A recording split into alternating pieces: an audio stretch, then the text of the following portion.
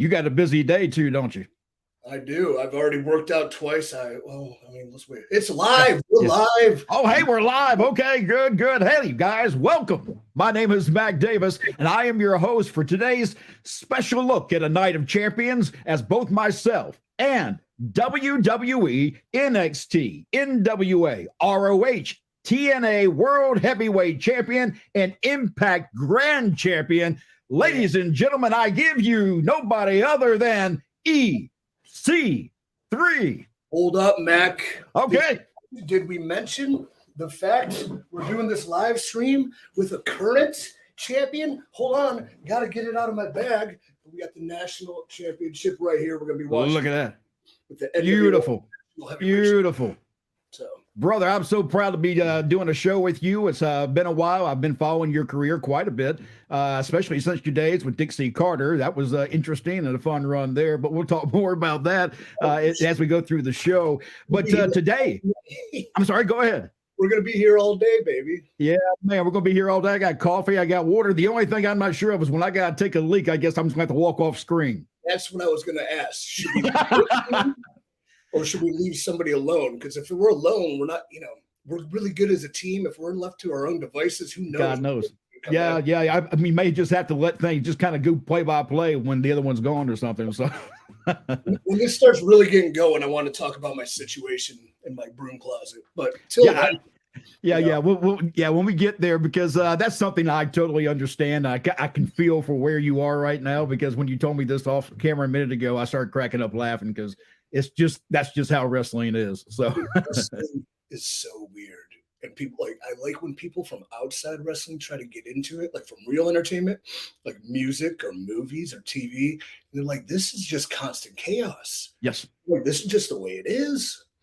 There's there's no unions, there's no SAG, there's no benefits. No. I wish there were in a lot of ways, and I wish there weren't. It's got plus and minuses, whether you're, making, having somebody kind of watch your back than not watching your back. Right. Yeah. Well, do you know what the Memphis handshake is? You're a Southerner. Do you know what that of course. Okay. Well, explain to everybody what that is. I have this blur on. I want to turn it off. So part of wrestling decorum is to shake hands to show respect to the individuals that you're going to be working with. And Correct. You do it top to bottom of the card, mid card, top card, office, production. I try to shake everybody's hand because everybody is part of the show. Without them, there is no me. Without me, there's no them. So that's how teamwork makes the dream work. But you shake hands. You go down the line, you're shaking hands. The Memphis handshake is I would shake your hand. Hey, buddy, how are you? I'd pull you in, and then I'd fake stab you in the back with a knife. Because that's, I guess, what and those in the business totally understand what he's talking about. Hey, look, we got a big show today, as we've been talking about and kind of talking around tonight, right now, as a matter of fact, for our time. This is WWE's Night of Champions, and this is a watch-along. You'll be able to join EC3 and I as we watch the program and talk it through, give you our opinions, and especially EC3's opinions, because considering the fact he's the pro here, he's the one who can really tell us what he thinks about each match. Which brings me to this point, EC3. Last night, I kept thinking, I got to do something unique with you during this show. So we're going to do the EC3 count. Now, what the EC3 count is basically you'll give them either 1 star, 2 stars, or 3 stars. Okay. Now, in that process, 1 star is for piss poor, not that good at all. 2nd star, good to average. Right. 3rd star, great match. That way, it just kind of narrows things right down. You don't get picked apart for having like a 6 or a 7. You know what I mean? I mean, especially if the scale's at 5, why am I going to go 6 or 7? That makes no sense, man. Absolutely. Well, allow me to preface my rankings. They're going to be based on the business done. So, in theory, it's not going to be, and this just happened, so I didn't know I was doing it, but I'm going to judge based on business and the overall crowd reactions and things like that. So it's not necessarily going to be wrestling. The moves and things like that, I will not be ranking that nature, but it will be the overall presentation. So maybe the worst match in theory in wrestling might get a 3 count from me because it did everything it was supposed to do. Yeah, and that's something that I'm glad you brought that up, because that's exactly how I see it going down and how I want you to do it. And everybody's perspective is different. I want people to remember that as we talk about these matches. Don't forget that everybody who's in the chat room, we invite you to be in the chat room with us, talk with us, ask questions. Please. But we all have a different set of eyes for wrestling. So if you don't agree with somebody, it's not a big deal, but we're all going to give our opinions. So that's just what the show is about. Yeah, this is the thing about like the online community sometimes. So like it becomes so tribal, and people like everybody has the entitlement to their own opinion, and everybody can like something and everybody can dislike something. It's speculation, man. We're Baskin Robbins. Wrestling's 31 flavors. Everybody likes something just a little bit different. But the fact you have a conversation about what you liked, what you didn't like, more often than not, what you liked, because, you know, like I'm a positive mindset guy. I might be a natural villain. I might be a piece of shit, but I'm a really swell fella too. So I like to give kudos more than thumbs downs. Max. And I see we got a message on the board here from Joseph Hurst. Hust, I'm sorry. Hey, Mac, you got any predictions? I predict a great show. If you want to know the truth and matter, that's about all I can really tell you, because a lot of these matches, some of them feel very predictable as far as what the outcome may be, but the stories behind them are things that I look forward to, because those are the things I kind of zero in on. EC3 is probably more so of the guy on how they're doing their work in the ring, and just the overall presentation, as he said a while ago, is his look. I look more into the showbiz part. I like to see how their mic work is, or how their acting may be, if you want to call it acting. I don't call it acting. I call it working in the ring. But if that's the case, guys, you'll see a lot of difference in our opinions, only because I'm looking at something different than EC3 is, or what you might be looking at. So, yeah, Go ahead. So yeah, I'm gonna be the one that's right though. Well, of course. Hey, look, you're the pro. I will always go to the pro because I don't know. I want to actually, let's talk about something, because we got time before the show starts. So EC3 is creating the Control Your Narrative Cooperative, the Cyn Co-op. It's going to be in Cleveland, Ohio. I don't want to call it a wrestling school. It's more of a training grounds. And what I want to do is focus on people to get everything you just talked about, those assets, because as I watch independent wrestling, there's so many missing pieces for what a company like WWE or AEW or NWA, Impact, what they're all looking for. So I did a preface, which was kind of just like an open house, bat signal out, a bunch of local indie wrestlers came in, and we did this thing called Promo Bowl. So what Promo Bowl is I had a big trophy. I wrote Promo Bowl on it, okay? And we put a bunch of random scenarios in the bowl. And then we would make these talents. They would pick out a random scenario, and then they would have to, quote, cut a promo based on the scenario. And it's just a tool and an asset to use to bring people out of their shell, show some creativity, show some charisma, and, relax and have fun. Because at the end of the day, what we're doing allegedly is supposed to be fun. Let me ask you, out of all the promos you've done in your career, like you say, we still have about 5 more minutes. So I'll throw a question at you now. All the promos that you've done throughout your career so far, do you have one that really sits with you that you really enjoyed doing? I have a ton, but for the sake of time, this is one I'll bring up. Like you mentioned earlier, they're not acting, they're working in the ring. Like professional wrestling can't be acting. We're not, verbatimly trained a script to, act as though we're a character more so than the really great wrestlers. Correct. And to really get this are embellishments of their real self, their real personality. So WWE is notoriously, I'm not going to pull any punches, scripted, very scripted. Writers write everything verbatim. You can try to change it. More than likely it's not. And I felt that's why I started Control Your Narrative in the first place, because I thought people had a creative platform to maybe speak from their heart more so than a white piece of paper. But when I went to Impact, I had a little leeway. Now we're still working within a creative team and I still had a lot of help, but it was more collaborative, which I think all true art should be. You should be collaborating. But there was one promo, and it was what I would call the money promo, that happened before myself and Kurt Angle in the world title match. And they handed me a script. And in the past life with WWE, that'd be something I'd look at, maybe in Impact I would take and kind of make my own.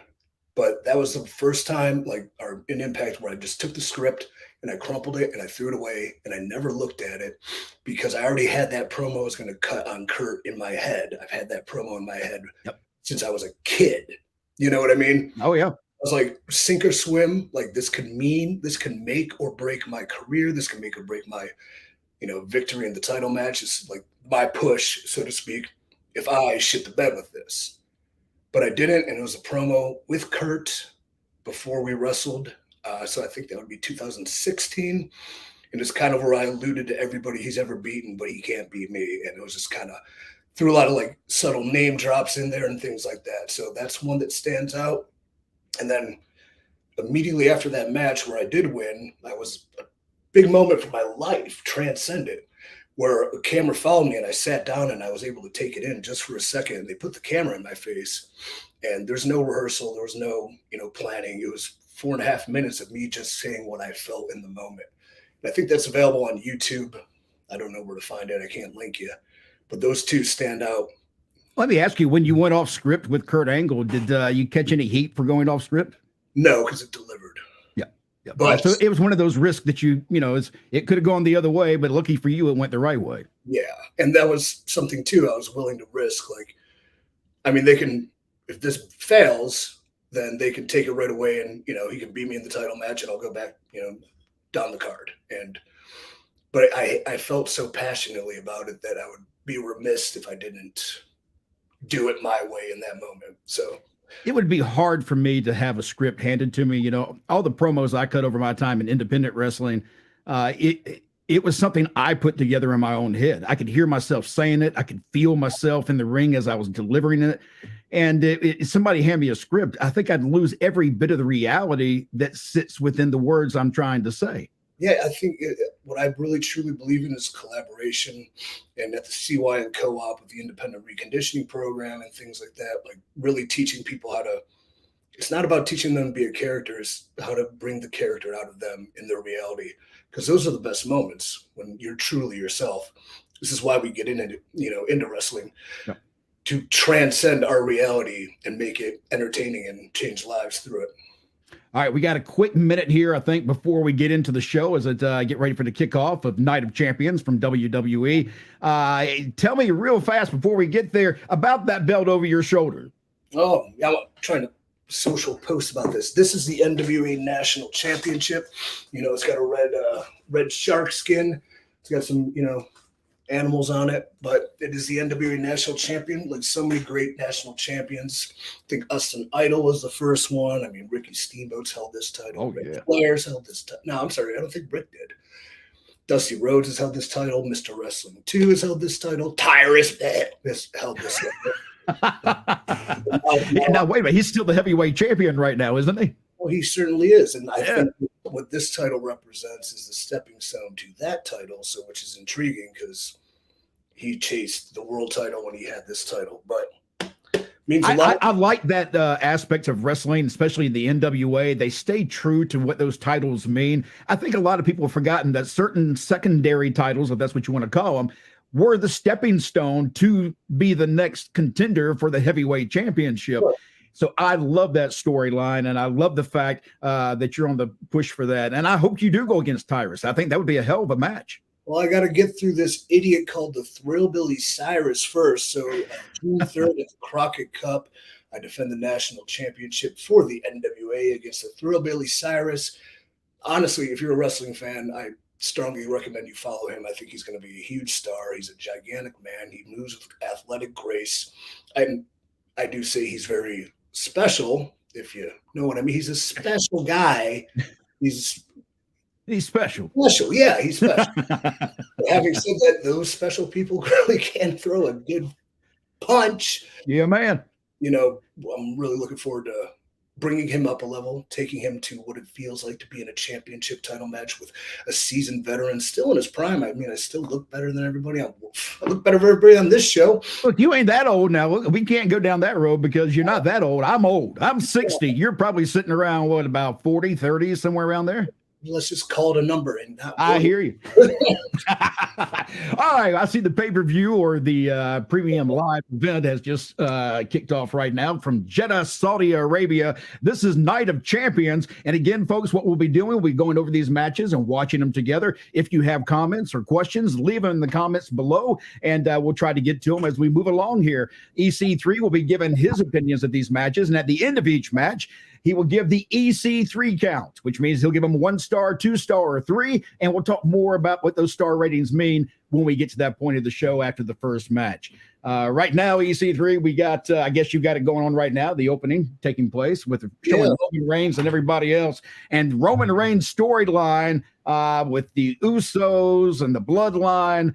Probably one of the better stories going on in wrestling right now. So, at least in my opinion, I don't know how EC3 thinks. Yeah, I would definitely agree with that. Like, I kind of, because I'm creating so much, I try not to consume what's current, just because it kind of, it will ruin my ability to create what I think as opposed to what I'm being influenced by, if that makes sense. It does.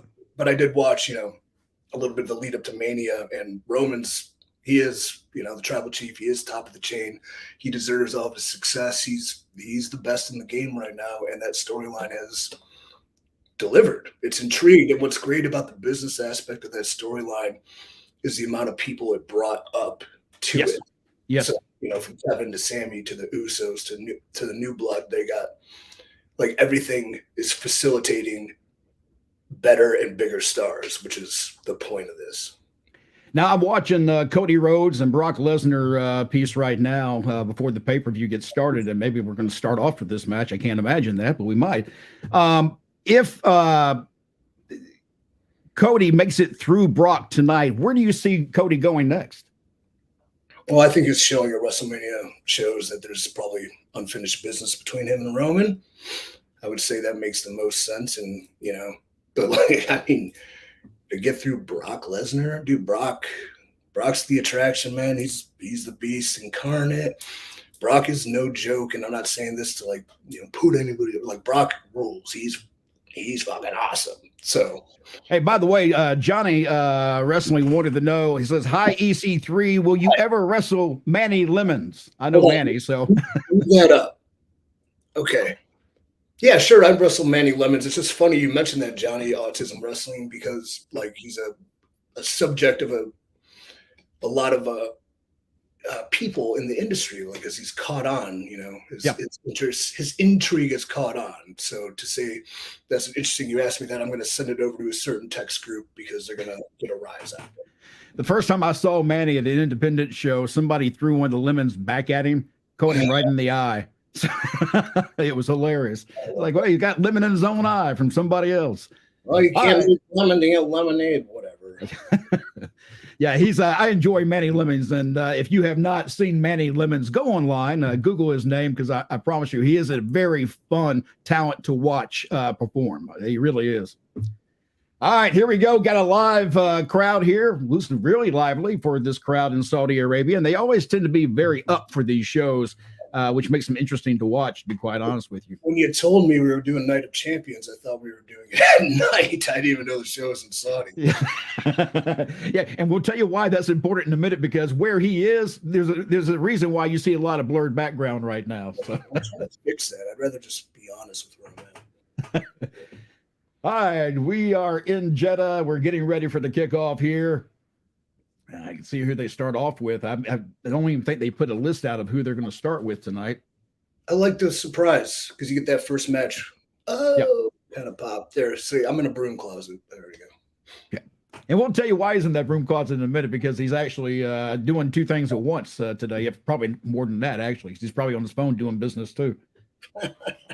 We got Corey Graves and Michael Cole running the commentary tonight or this afternoon for whatever time you're watching this for Night of Champions. Wherever you're at in the world. Where are you at? You're in Georgia, right? I'm in Georgia. Yeah, I'm south of Atlanta. Nice. Now, you can tell from that, probably from the accent. So, yeah. Now, where are you right now? You said you where now tonight? Right now, I'm in a broom closet in a brewery in Indiana. So, where do you think I'm from? Because I have a non-regional dialect. Well, that tells me you're probably from the Midwest. That's about all I can guess because I was in radio for 30 years, and some of the best voices came out of the Midwest because they weren't specific to an area where people go, "Oh, I don't like that. He sounds too Southern. He sounds too Northern." The Middle West people always had that middle acceptable tone. You know who hates Southern accents for talent? Who's that? Vince. Well, he also hates people 60 years old. He won't hire me. I'm not worried. That's one of the good things. I'll say whatever I want to say because nobody's going to hire me at 60. No. I just don't make me. All right. Oh, AJ Styles is coming up here. That's the best way to do this. So him and Seth Rollins will be going at it. The first match in Night of Champions, and that is a hell of a way to start the night right there, EC3. You know what? Honestly, you're not last, be first. It's the best spot on the show. The crowd's red hot. They want to see some action. There's a kind of perception, you're on the independents a lot too, that the first match has to have all the, sometimes they're like, oh, this is where we put the cruiserweights in, or like the flippy guys. Yeah. And they, do a plethora of exciting things. But then it kind of like takes the card to such a high level early that it can't go back, where the best way to build a card is by it increasing with momentum each and every time. So independent matches, the first match, I firmly believe should be a babyface versus a despicable heel. 6 minutes, get the crowd going, give it to them very basic, but by going basic, you're going to have way more fun. That's a secret. Yeah, I've always said that the first match, the matches on a card to me that are important, especially if you're doing an independent show, your first match and the match coming back from intermission. Yeah, and then your last match. And only certain matches should go outside the ring on top of that. I don't want to see a lot of guys going outside the ropes to have their match because it kills anything that happens at the main event, because you want your main event to be the crescendo of the evening. Exactly. That's why if I'm doing an indie, I'm a star, and they're like, all right, I want to put you last. I'm like, no, I'm good, man. Put me before intermission, brother. Yep. Oh, yep. Well, yeah, especially if it's an independent show, because you got to get back on the road and go. Right. And then, so, you don't want to be there until midnight. And I've been on some shows that have like 20 damn matches. It's like after 6 matches, nobody gives a shit anymore. Oh, sorry. To be fair, I will stick around and watch everything, but I just like that spot. But what about we're inside baseball? They don't want to hear this stuff. Let me ask you about AJ Styles and Seth Rogen, their styles. How do you think this match may go? Well, I'm unfamiliar with what's taking place. I know AJ. Did AJ just come back recently? AJ's been back for a while, and he's now kind of reformed their version of the Bullet Club with Doc and Carl. Yep. I mean, first off, you got 2 top-tier talents that, that know each and every aspect of what makes a match great. Competitive instincts, former champions, high quality. I mean, let's talk to the smart movesets. They got good movesets. But you put these 2 guys on in the opening match in the show in front of 70,000 people, they're gonna go all out easily. Yeah, it could quite possibly be the match of the night. This is one of those matches. I was doing a show with Teddy Long, and one of the things I told him, I really think that this could be one of the matches of the evening, because just the talent between these 2 it makes it a must-see. I don't know what the hell Seth Rollins is wearing right now. But you see this outfit? Hold on. Dude, I think I'm a couple seconds behind you because I got AJ looking at the new title. What is that title? Is that That's the World Heavyweight Championship that they brought back. That's one of the most confusing damn titles. On our show, The Wrestling Time Machine, you'll hear me going off about that because I'm so confused by the damn title. And it sounds like it's more important than the titles Roman's carrying, which makes no sense to me. Roman's carrying 2. So, yeah. Is Roman so unbeatable they just had to make a new title for guys to compete over? That's what I'm guessing they're doing. I do like the way they book Roman. I like the fact that he's not on every show. And I wish what they would do with people like even in the NWA where you are, I'd like to see you get that run, and then when you're getting real hot and you finish, a run with someone, you take a quick break, get fresh again, come back when the fans are ready to see you, because a lot of times WWE, their problem is overexposure. I see too much of the people. You got 7 hours of TV weekly. You only have a handful of stars. That's, I think, the catch-22 of being in a ratings-driven, in-the-moment business, as opposed to having the ability to maybe take a step back, knowing that you can take 3 steps forward by putting some time in between it. Absence makes the heart grow fonder. Yes. Like if I see somebody every week, I see them every week. They're not special. Correct. Roman's extremely special, and it's cool that they're doing that. Like Cena comes back, you're like, oh, things of that nature. So that's a trick of the pros too, is making yourself an attraction as opposed to just a wrestler. Lab Rat leaves a message for us here, and you can do the same. Just leave your messages here, and we'll get to them. Does Seth and Becky have a $1 billion outfit budget? I would say it's probably 6 figures. Let's be realistic. It's got to be. They pay for that themselves, or does WWE pay for that? Do you know? As an independent contractor, you are required to supply your own, wow, apparel. Well, I guess you get paid enough money, you can get the nice gear too. So yeah, but then here's another thing for the up and comers too. Sometimes you're going to have to invest in yourself to have that look, even if you don't have the finances. Yep. So because dress for the job you want, not the job you have. Correct. We talked about that yesterday, as a matter of fact, briefly when we were talking. Let's see. Have you had a chance to see this outfit yet? Mm-hmm. Have you? I think you ought to try that in the NWA. Don't spit all that powder out. Man, that's hardcore. God, you just straight scoop powder and drink it with water, huh? Oh, brother.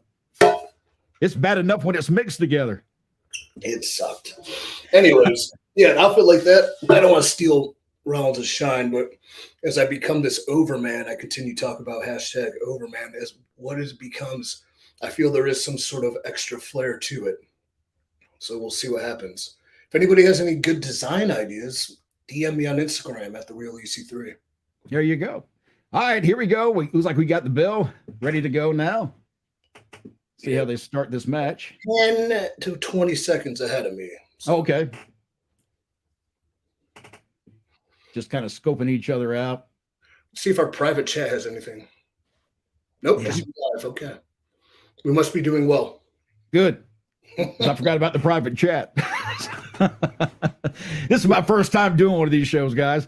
Gary Fair, all of the championships were unified with Cody winning them all at Mania. Wow, Gary Fair, who knew? Wow, Gary, it's quite a prediction you made there, buddy.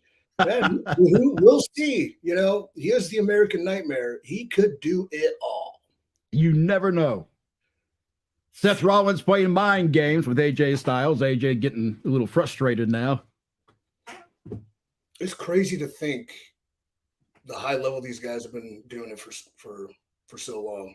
Yeah, AJ is a Georgia boy, and AJ has been in this business for as long as I can remember. When I was in Independence years ago, he was working Independence too. As a matter of fact, we did a show together in Milledgeville, and he was just a kid. And now I see him now. It's just incredible how far he's come. I remember seeing him on indie, and I thought I was good back in the early days of my indie career. And then I'm watching him, and until you see him live, and then you have a kind of grasp of it, you don't realize how good people are. Like everything he would do would be on his toes. Everything was fundamentally sound. I think he was hot in Ring of Honor at the time, and still doing a couple indies. But yeah. Well, you had a chance to work with him in TNA too, really during his growing years. I did not. No, I thought you did. I thought you were there at the same time. Were you not there at the same time? It was on the way out, and I was on the way up. And the only time we've ever interacted was on his final match, where it became this crazy gauntlet match. And I was one of the guys, and he gave me an atomic drop and a clothesline. And that's all we've ever interacted. Hey, that's pretty cool, though. I was surprised you guys didn't cross paths again later on. I would have loved to. You know what? Who's to say? That's true. Never say never, and you never know when it might happen. Can't believe Gary Fair got into that. Hey, and if you do have comments, you're joining along with us on the watch along for Night of Champions, just leave them down below, and we'll get to them as we move along here. Gary should be working on something right now. He shouldn't be watching wrestling.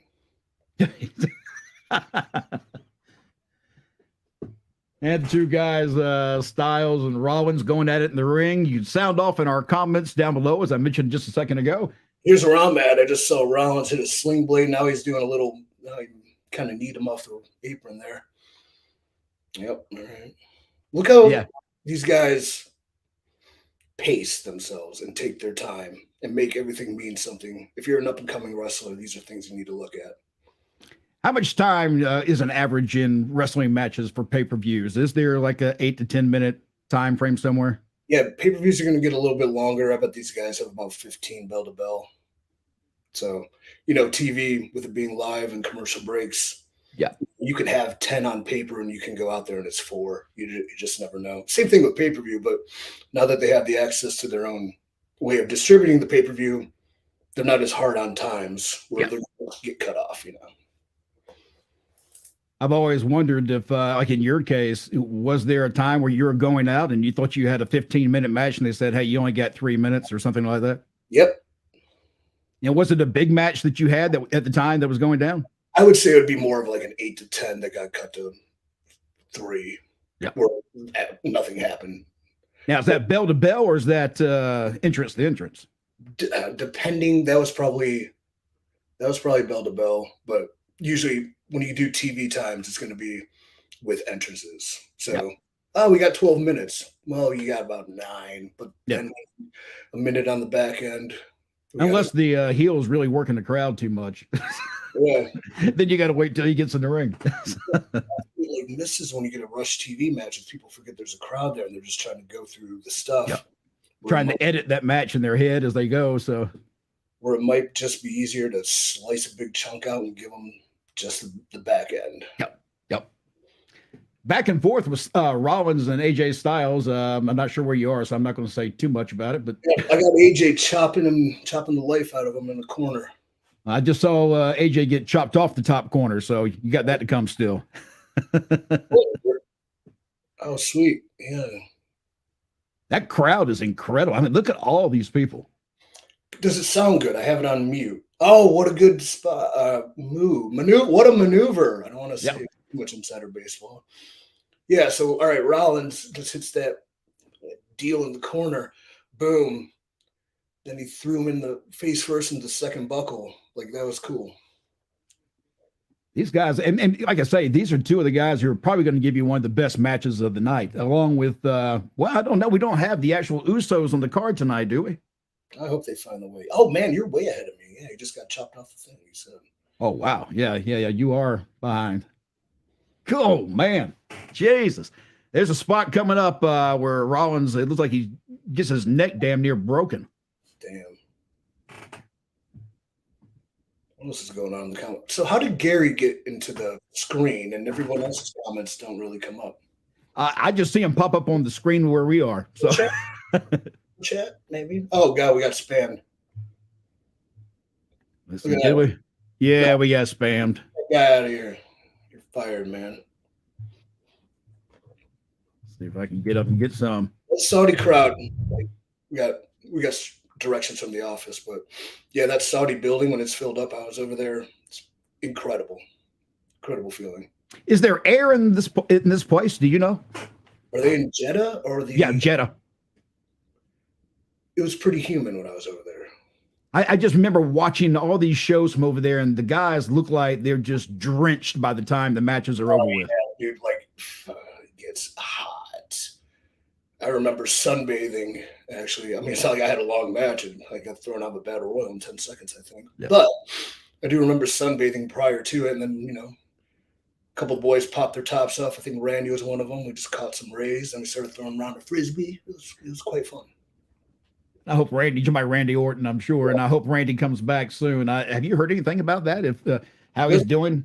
Just what our good friends at Sportskeeda said. Yep. It looks like he's on the back. He's the best, man. Johnny Autism Wrestling says, I think Jimmy going to screw Roman Reigns today. Well, that's quite a prediction, pal. Especially when you consider what went down last night on SmackDown, where Jimmy basically said that he's the tribal chief. So now you got some issues that are going to heat up. So, and he said it out. He said it out of frustration. So it's just have to wait and see. But great storytelling. They've been doing the storytelling for the Bloodline very well. Yeah, and you know what? Because it increased business and got other people involved, that's what allows them to take the time and tell it, and we can all invest in it for a while. Yep. It's still as fresh as it was day one because it's constantly evolving. Yeah. Do you know how many? Are there a bunch of writers that are that good, or is that maybe a Paul Heyman story that Paul's writing? I think Paul has his influence, so that's why his stuff's always good, and he's very creative. And he's Paul Heyman. We know that. So I'd say he has input and direction, and he also, he's Paul Heyman, so he can talk his way into maybe making sure things go the way he sees them. Got it going for a pin. Seth Rollins for AJ kicks out. Oh boy, that was man. They've been going back and forth. It's getting crazy. Whoa. I don't know where you are because there's some of the stuff I'm seeing. I know you're not seeing yet, but there's some incredible stuff I'm watching here. Well, I just had looks like a sunset flip. I bet he's gonna pull him up and try to give him the Styles Clash. Maybe a little powerbomb action. A little frog splash coming up. Watch for that. Oh, corner powerbomb. See, when this match is over, I might shut down and restart her. So maybe we get on the same page. Lab Rat's ahead of us both. Yeah, frog splash. I can do a frog splash. Can you get that kind of height? I used to. What do you mean you used to now? Like I said, you're not old. Yeah, injuries ago and like 10 pounds less of muscle. Yeah. You stay, and like you say, you work out, 2-3 times a day? Yeah, give or take. That's hardcore. I know, I'm a psychopath. And while we're just kind of taking a lull right now, because both these guys are about being in the ring, tell everybody where you are right now, work-wise. I know where you are as far as, location, but you're actually working this evening, right? I am, actually this afternoon, because it's, we're about 1:30. Yep. At 4 o'clock, there's a OVW live event here at the Our Lady of Perpetual Hops Brewery that I'll be a part of. And the show starts at 4, and I'm going to be here till 5, so probably towards the end of that main event, I'm going to be putting on my gear because my match is probably going to start. No, we're not going to show that, guys. So, yeah, that's extra money. You got to pay down there. They're my OnlyFans if you want to see the whole thing. Well, it reminds me, I didn't reply to the guy trying to give me $1,000 for a butt picture.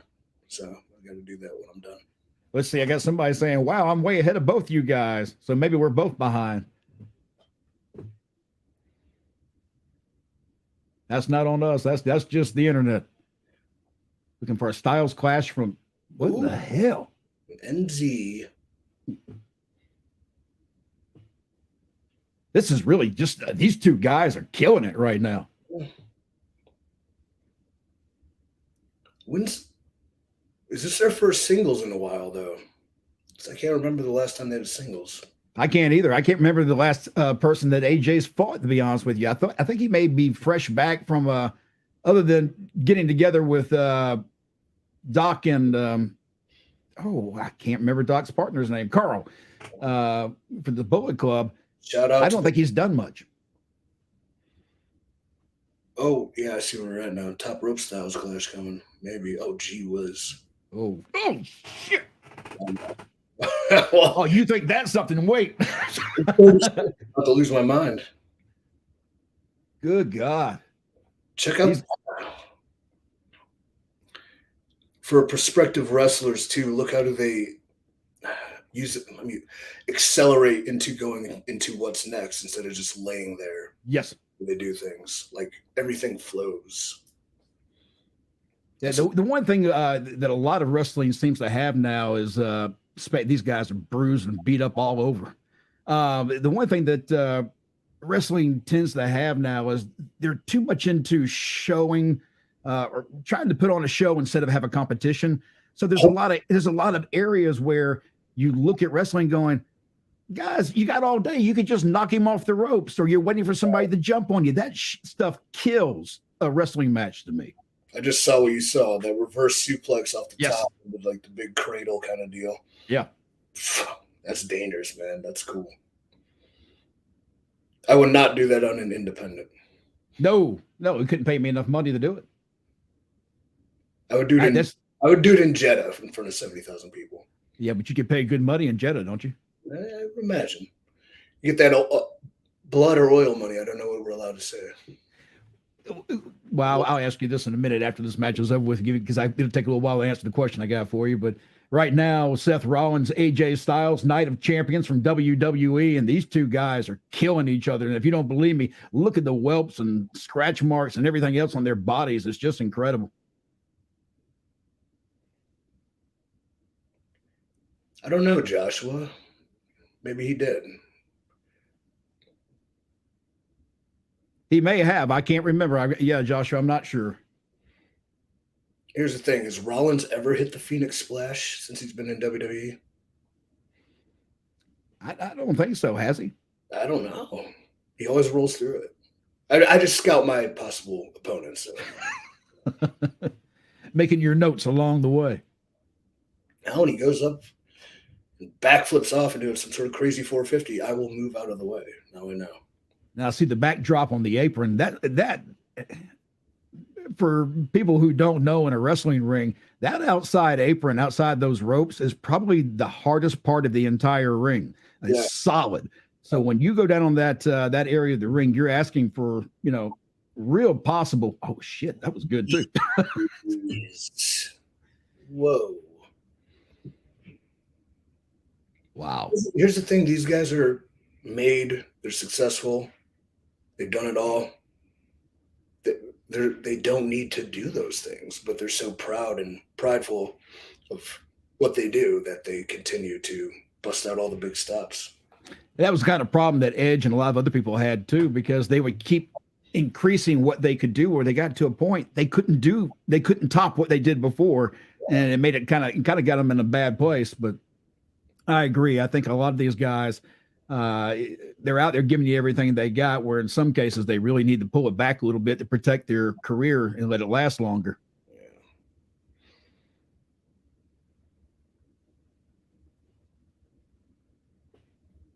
I don't know what that means, buddy. Here we go. AJ and Seth still going at it back and forth in the ring right now. Looks like Rollins down hard on his knee with that suicide dive. Yes. That's why I would ban him.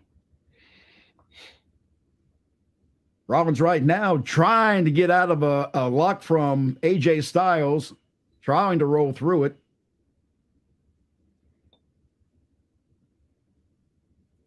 I'm not sure Rollins is going to be able to hang on. AJ may win this match. Man, count out. That's a noble finish. Rollins may tap. Nope. Grabs AJ in a headlock. There you go. Seth Rollins, another one of those characters who has really come to life in the last couple of years. His character's really developed a lot. Yeah, put a goofy outfit on somebody, look what happens. They're showman. Do you prefer Seth Rollins more without all that stuff? I mean, you have to constantly evolve when you're on top for so long. To stay on top, you got to keep doing, different things. Yeah. Yeah, he seems to be really into it, so. Yeah, sometimes I feel like he outdresses his own wife. Well,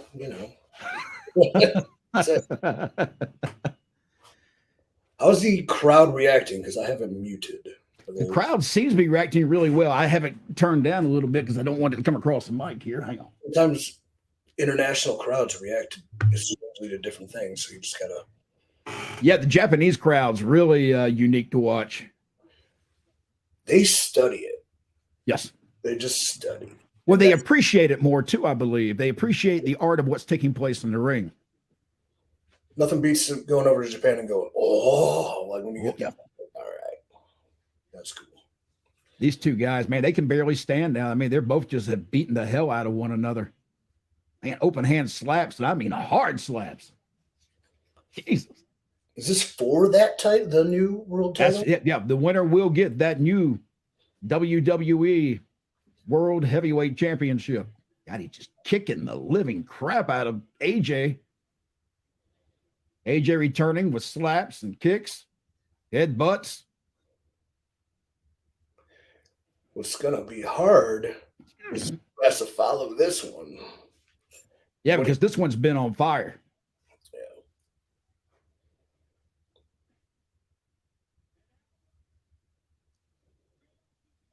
Joshua Forster just asked a question. I may be jumping ahead here.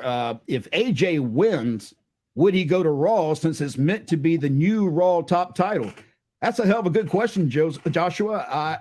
To be honest with you, I'm not sure what that belt is. I've complained about that for weeks now, so it wouldn't surprise me to see the Raw-only belt show up on SmackDown a week later.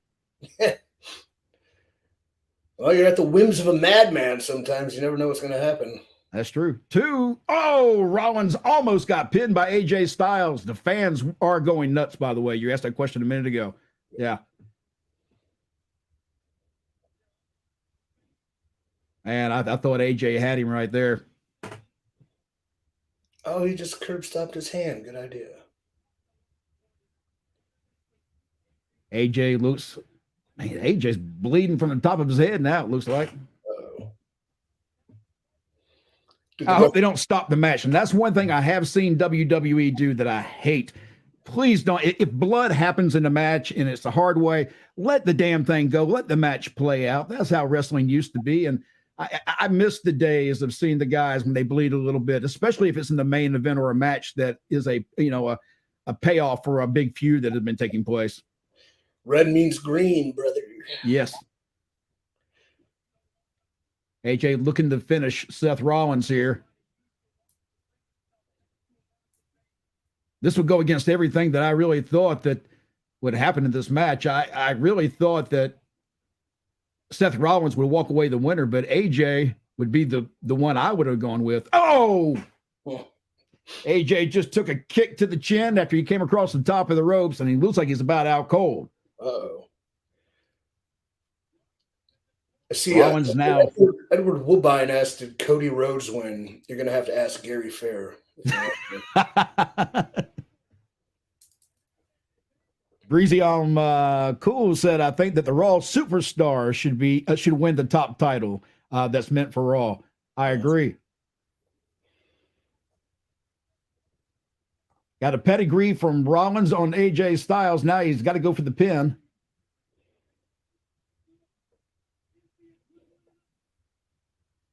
Going for the curb stomp. Got it on AJ Styles. Head first down into the mat.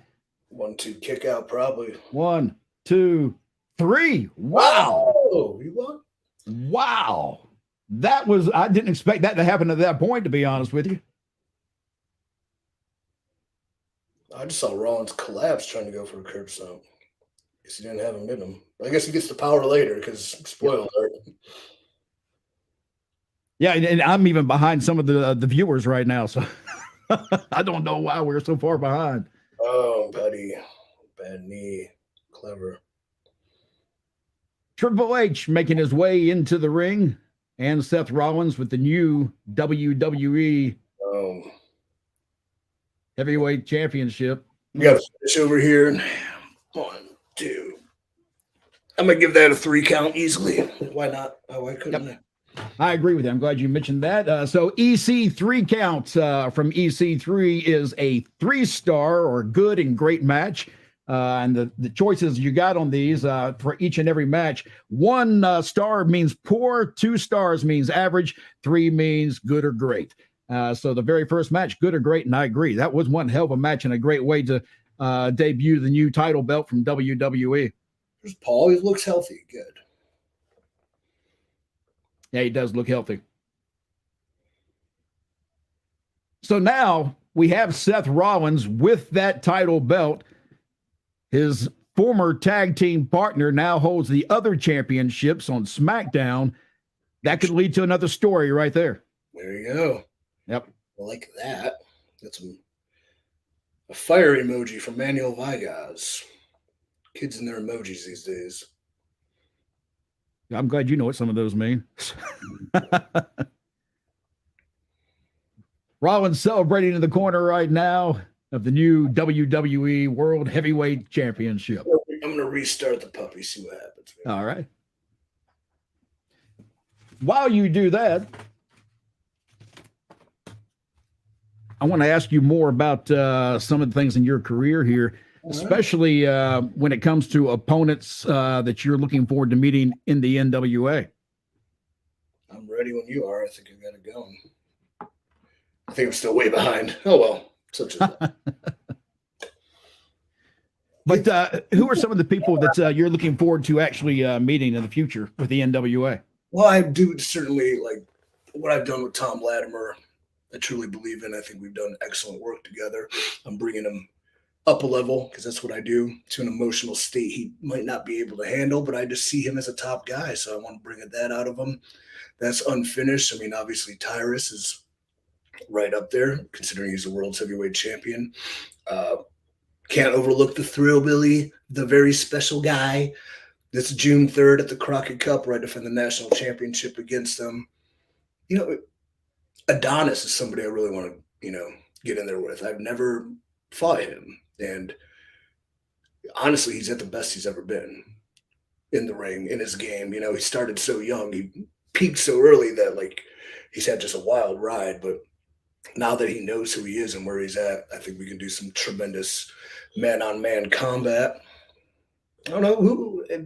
Pipe up in the comments. Maybe somebody wants me to name. Yeah, who do you want to see EC3 get with? Yeah. Let's see. Johnny Autism Wrestling popping in again. Seth wins. Question for EC3: what is the best match AJ Styles had in your opinion? That's a really loaded question. That would be hard to answer off the top of my head. But the first one that came to my mind was him and Cena. I think at SummerSlam was out of control. Good. I would say he probably had better wrestling matches than that, but crowd reaction, story, and what they built and how they, concluded it. That's the first thing I thought of. So I'm going to go with that answer. If you have a question for EC3 or anything about the show, just drop them down below and we'll get to them as we move along here. Again, we're doing the watch along for WWE's Night of Champions. And I'm Mac Davis along with wrestler of minute. I'm not even going to name all the great places again, because we'll be here all day just naming where you've worked. But you've worked basically everywhere. Where have you not worked? That's probably the easier question. At New Japan, I haven't worked there. I guess that's it. Now, have you worked in Japan though? Yeah, we did a few. I think it was Wrestle One a couple times. There's somewhere else I worked. I get hit in that a lot. So yes, Japan a few times. I would love to do something. I love now that people are back in buildings, getting over to the UK again and tearing those people apart. That'd be nice. Yeah, we'll get a champion to the UK. I'll do 40 seminars and tell everyone they suck. I just thought of somebody I'd like to see you have a match with. Hit me, dog. Red Dog, Rodney Mack. Oh, wow. I would love to see that battle. I don't see him often. I see some man with a mask on that looks awful in the NWA. I don't really see Rodney too much. Yeah, the guy in the mask looks familiar, but yeah, I wish Rodney would come back because Rodney, I've known Rodney for years, and great guy, great family. But the two of you locking up, I would think that would be almost a natural for you two. Be a good snug lockup, brother. Yeah. All right, we're back in Jeddah, Saudi Arabia. Oh, Joshua has a question. Joshua, yes, have or will you come and wrestle in Australia? I would love to go to the land down under. I have a couple times. Hell, I got engaged once in Australia. So Well, as long as it's okay for you to go back to Australia without getting yeah. They almost kicked me out of the country because I had too much beef jerky on me. They're very strict at the border. I'm like, I'm here for 2 weeks. I just want to make sure I can get meat. And I'm like, you got to have meat. Yeah. How are you going to build your muscles if you don't have the protein to do it with? Right. Looks like we might be going into the women's match next. Trish Stratus against Becky Lynch. Oh, sweet Trish. I saw Trish at WrestleMania weekend. I had a chance to speak with her, and she looks incredible for a woman her age.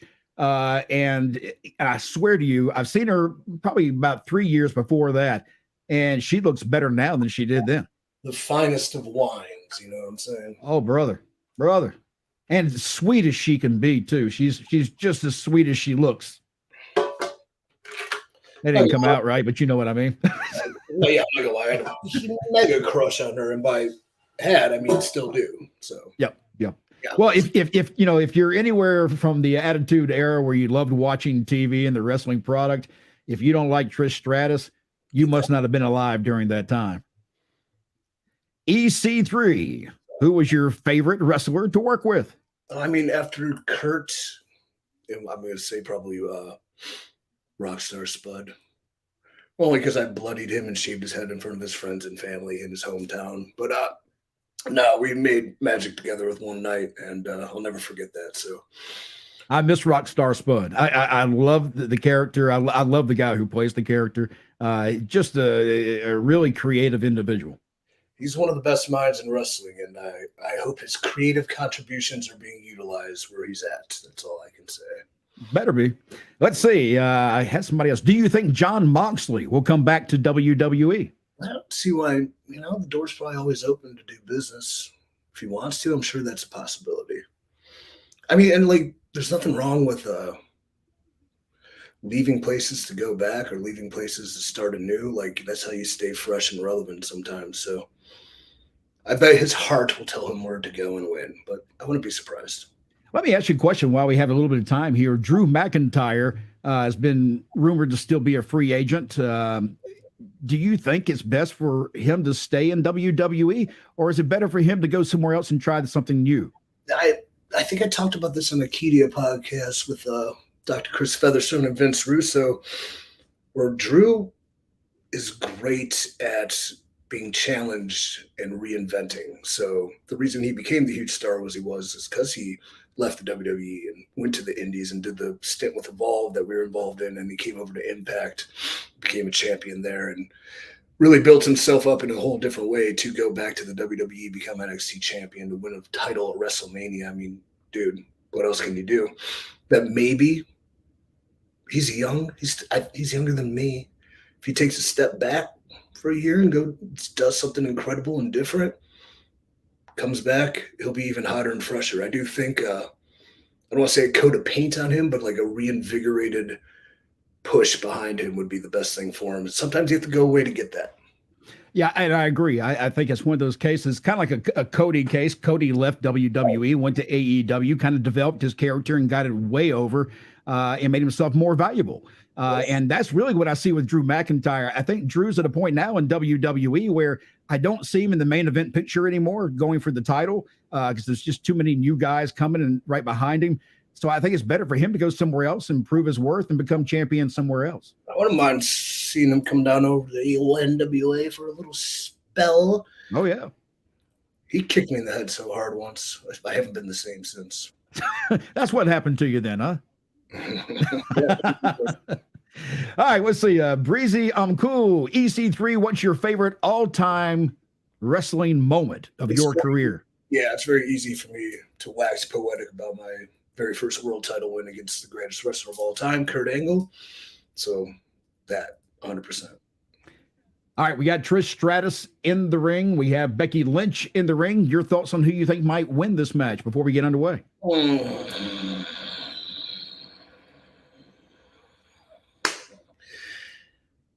They're both now mothers, and mothers have a very maternal instinct to become more of a fighter because of the fact they have to provide and support for a family now. So considering that fact, they're both, I guess they would say have that upgrade. They have that cheat code in them. I think Trish has 2 kids, though, so maybe she's a little more. But I'm going to go Trish for nostalgia's sake. I agree with you. I'd like to see Trish win this. And quite honestly, I'm more believable to see Trish win this match just from a standpoint of the 2 of them in the ring. I think Trish has got a lot more experience in the ring and know how to get around certain things and, cheat when she needs to cheat, which is what she's been doing lately. So she's going to cheat. Becky's rather yellow. Yes, she is. Like she's getting ready to go into an Indy car race. I was going to say. Isn't that what April O'Neil wore in Teenage Mutant Ninja Turtles? I think so. Maybe. I know she plays off of a lot of things like that. Yeah, that would make sense. Her and her husband both, they all tend to play off of anime or other things. Dorks. Understand. Well, what are your thoughts on Becky Lynch as a champion? No, I mean, she was a phenomenal ladies champion, phenomenal champion in general. She was the first female to win a main event of WrestleMania, correct? Yes. Yeah, she beat Ronda, right? And Charlotte in that triple threat. So, I mean, hard to discredit her at all. So I'd say she's top of the food chain, and I don't see many people able to usurp her yet. So, no, Sasha Banks. Did you feel Sasha Banks deserved to be in the picture along with her and Charlotte Flair? Yeah, I would say everybody in that level deserves to be in a picture, but sometimes it just doesn't work out. I mean, case in point, sometimes it's just not meant to be. Sometimes there's 4 things about wrestling. It's the wrong place at the wrong time, the right place at the wrong time. The wrong place at the right time. The only time you get what you want is when you're in the right place at the right time. Becky Lynch jumping Trish Stratus from the get-go here and just beating the tar out of her post to post. Yeah, that outfit is really yellow. Oh, because they have to wear non. Yep, that's right. I forgot. You're right. Yeah, we're in Saudi Arabia, so what they wear can't be what we normally see in the States. Should just both wear those big blow-up T-Rex outfits and just. I got to be honest. The all yellow is kind of comical looking. I think Gary Fair had a question pop up and we negated it, but he asked, Trish Stratus doing the best work of her career? That's a legitimate question. I don't know. I still liked when she was trading hammerlocks to Triple H backstage as Stephanie walked in. Those were the good days. They were. Trish Stratus taking control of this match right now, keeping Becky Lynch down on the outside of the ring. It's funny, though, Gary brings that up, because sometimes when people take a long spell away, like even Edge, they come back with like a greater appreciation for storytelling than they even had when they were going full time. Oh, yeah. Like they can do deeper work, I would say. So maybe she is doing it.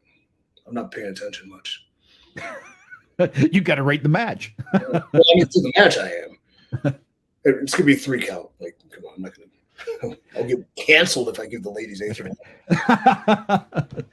Yeah, you can't get canceled. In this world today, that's just too easy. Well, I can tell you one thing, though. Becky Lynch, a little bit of her leg just popped out of that the bottom of her banana suit. Uh-oh. And she needs to get out in the sun. Now, our private chat chimed in. It's actually inspired by Kill Bill, Becky's outfit. And that okay. I can't remember who the girl was in that movie. What was her name? Uma. Yeah, Uma Thurman. Tarantino had a weird foot fetish, especially with her. So there's like a lot of unnecessary shots of her feet, or something to look out for when you watch your Tarantino flicks, guys. And I'm not a big foot person. I hate feet. No, they're gross. I have a busted up toe, had a bad surgery, and I was a bunion on it. Like somebody, I had shit talked about my shitty toe. Man, you guys are ruthless. Like, oh yeah, I've got a toe. I had surgery on my big toe, and it is just kind of a mangled look. And it's like I always hated feet in the first place. I'm like, nah, there's nothing nice about feet. They've been sweating and nasty all day. What I do a lot now is I ground, which is barefoot walking into natural earth. Apparently, you absorb the Earth's energy and the negative ions, which are actually a good thing, and they purify your body. And that's just weird holistic bullshit that I do.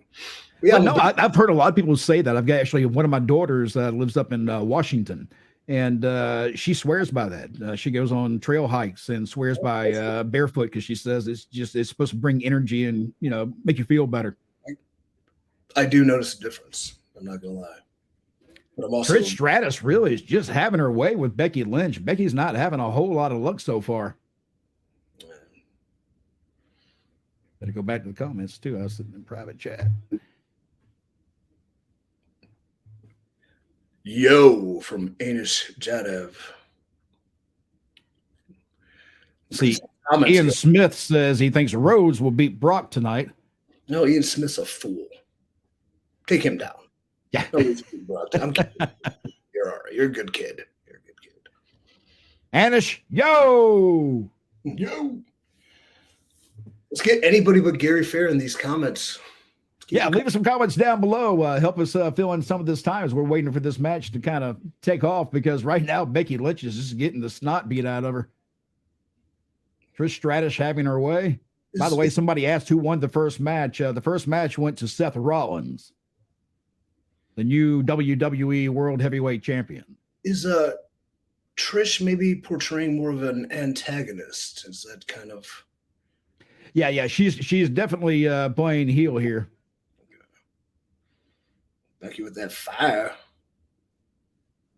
Those punches still look good from Trish Stratus. She's just laying in on Becky. And that Fez press, yeah.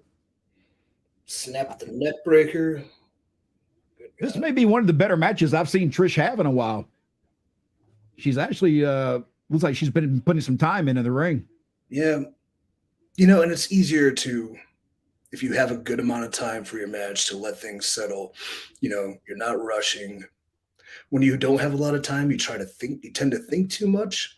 Or even, you know, like when you warm up for an event as an athlete, sometimes it takes a few minutes to get going and get comfortable and feel, you know, the game. But like if you only have 3 minutes for a match, you're never going to get that. But if you have a sustained amount of time, you can start feeling it, and you're reacting natural, and then you're not worried. Like, it's just whatever. Yeah. That makes sense, right? What I'm saying? Yeah, it does. Let's see. Vincent Lynn says, "Hi, EC3. If Triple H wants you to come back to WWE,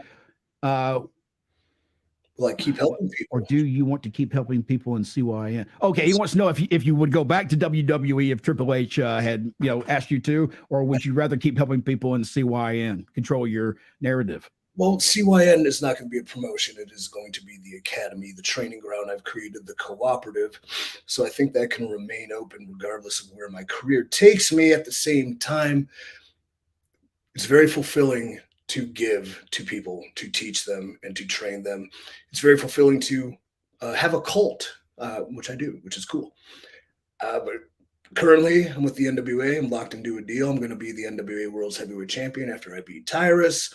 I mean, the thing I know about Triple H is he has 2 titles in his office, one being the Winged Eagle WWE Championship, and the other is the NWA World's Heavyweight Champion as a replica. So, I mean, perhaps I could win that title and just take it right to his office and give him the real one. Who's to say? That's pretty cool. Becky Lynch has come back on Trish Stratus. She's now taken control of this match after, for most of the match since the very beginning, was just all Trish Stratus. Yeah.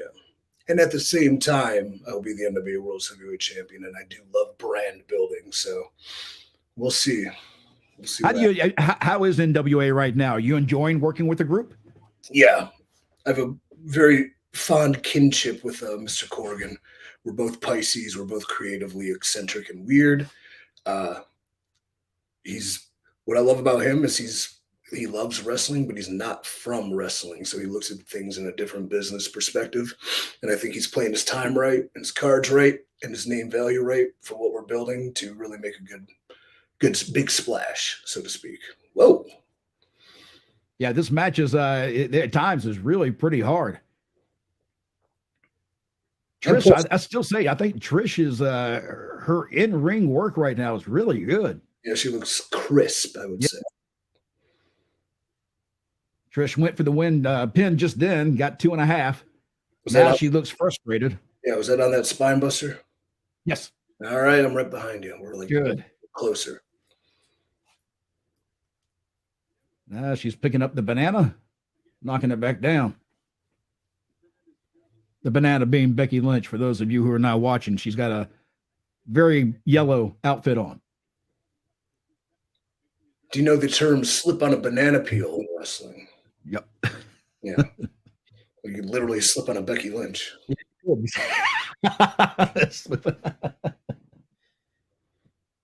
For those wondering, Trish Stratus is in a one-piece outfit too, but hers is all black with that kind of that Heart Foundation pink stripe down the side.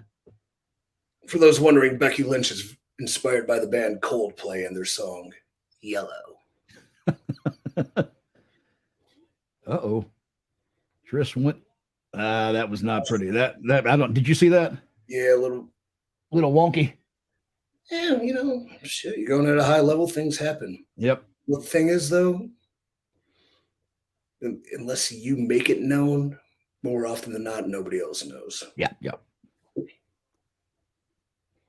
That's one thing you always have to remind yourself when you're in the ring. You think you really screwed up, but the chances are there's not a single person who caught what you just did wrong. And at the same time, I think the modern product is almost too pretty, where I like when it gets a little rough and a little nasty and it's not so clean. I agree. I'm old school that way. I like snug matches. I don't like seeing a lot of air between things. It just drives me crazy. And I like to see, I want it to feel real. And you can't make it feel real if you're trying to do too much showbiz. Becky just hit that diamond dust. I haven't seen that in forever. One. A leg drop. Jeez. Kick out. So far, I've been really impressed with this match and the entire premium live event so far. Clayton, I know she's inspired by Uma Thurman's Kill Bill. Yeah. But I'm trying to think of parlays to the term yellow. So, like, don't be a coward. Don't be yellow. Okay, just tell me directly. Chris Aldridge dropped a message in too, saying Braun Strowman hasn't been used much since the draft. I know you know Braun well. Have you heard from him about what his plans may be? Yeah, I have a few things. I want to keep it on off the webs. It's not my place to say, but he does have plans and he's got things to do. So he's gotten in really good shape. Were you helping him with his diets and stuff?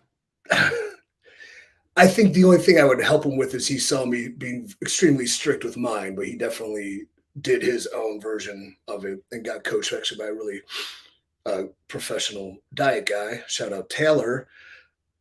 But like the fact he would see me be so adherent, he's competitive. So he's like, oh man. So yeah, I would help him in that sense. I didn't make his diet though. Joshua Forrester writes in, as we're talking about Braun, thoughts on Braun since coming back to WWE. To me, he's not being used for his full potential. Yeah, I mean, he's in the tag team with Ricochet. They had a great WrestleMania match, I think what a lot of people are probably seeing, and the reason that we all feel that way, is we're used to seeing him in the title hunt because he was always such a monster. And so it's unusual not to see him in the title hunt right now, but take what you're getting, because that gives you another side of Braun Strowman you haven't seen when he's doing other things instead of just that monster going for, the heavyweight title. There's a lot more to the characters, and the more depth you get in the character, the more attached you'll become to it. Just saw Trish nail that chick kick coming off the steps. That was cool. Looking for the count out. My favorite way to win is either count out or disqualification. Because here's the thing I also hate. The count out always gets to 9.5 before they jump in. Somebody just jump in there after 2. Don't make it so damn predictable. I agree. Yeah. Again, it goes back to being believability. I mean, everybody knows they're just sitting there waiting for you to get up on 9 because they know you're going to do it. Yeah. But what would be cool is somebody didn't get up. There was actually at the OVW television, Cal Hero was wrestling Blanco, and he won by countout because Blanco threw up and he couldn't get in the ring. Shout out B. He's under the weather. Trish Stratus just beating the snot and trash talking. Joshua Forrester, well done. You get it. Yep. Oh, somebody asked, how was it working with Dixie Carter? Was it fun? That's Marquis Norton asked that question. She's my aunt. It was a blast working with her for her. Wow. Trish Stratus pulling the hair out of Becky's head. That's rough.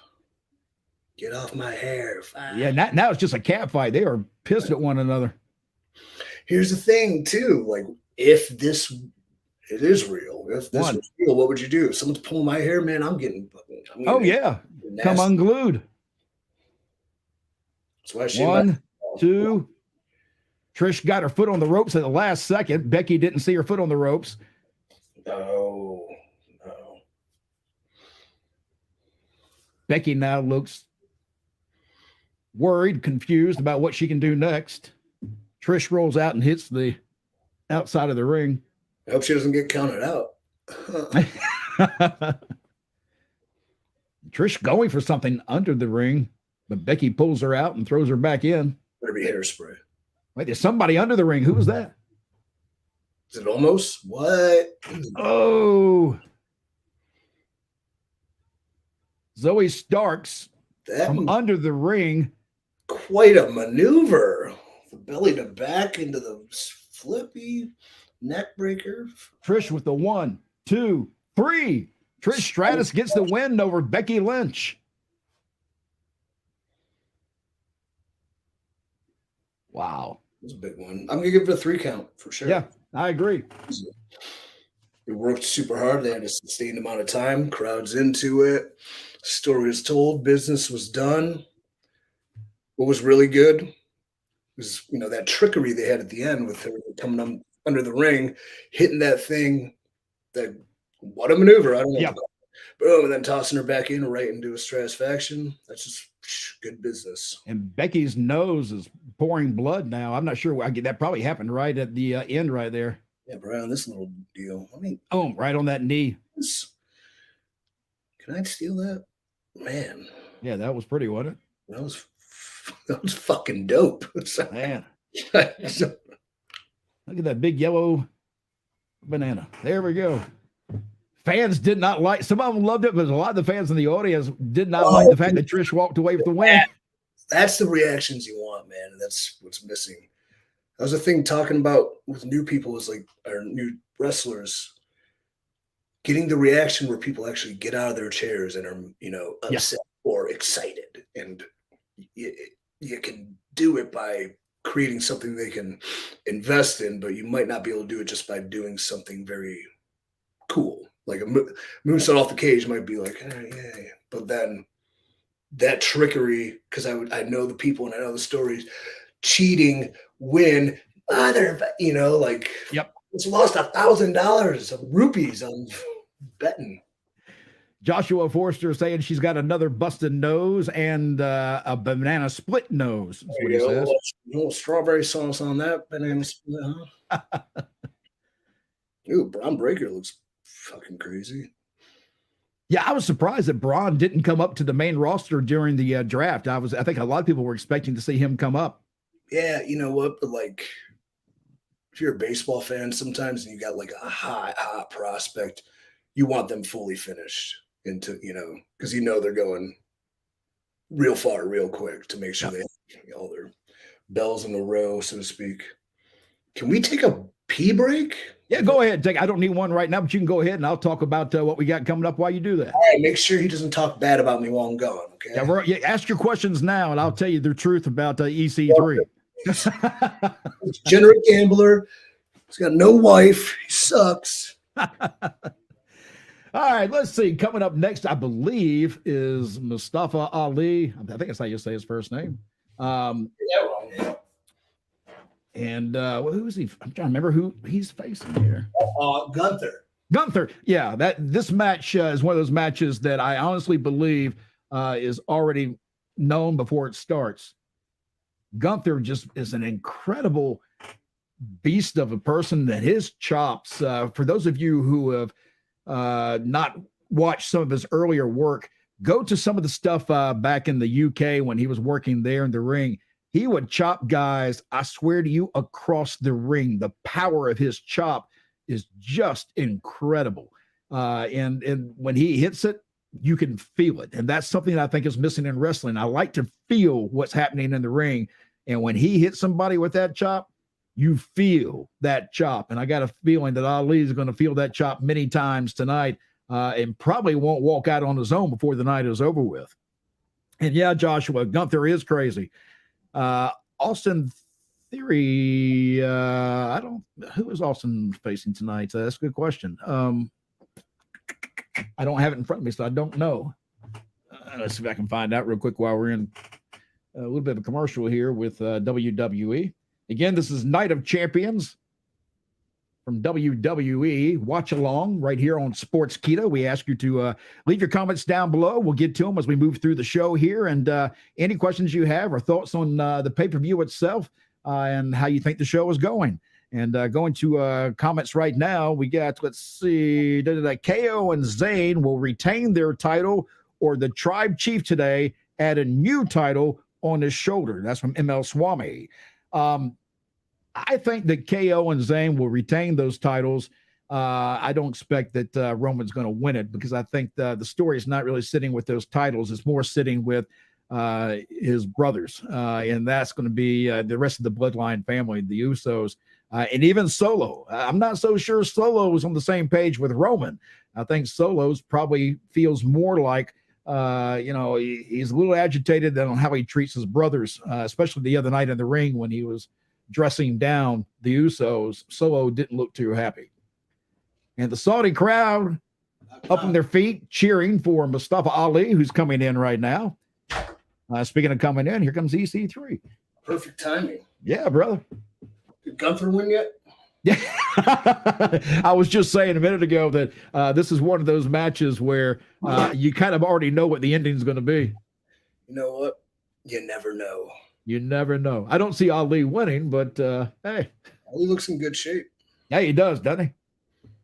You know what's cool about this, though, is like every match has had like kind of a different feel to it. And then now you have a perennial underdog versus a bona fide villain, like big, nasty bastard. Well, let me ask you, what are your thoughts on WWE's product? I know that you work a lot with Vince Russo, and I know Vince's thoughts on WWE. As a matter of fact, I kind of went off on him the other day on our show in a nice way, but I just didn't agree. He was making comments that he thought that Raw was garbage and it was laughable. And I was saying, basically, I don't agree with that. I think the product's actually gotten better in the last year. Good. The best thing for wrestling is it to be good. So Yes. it's all you're rooting for. Oh, I just want them to fail. And I hate that tribal warfare bullshit you see. Oh, God, yes.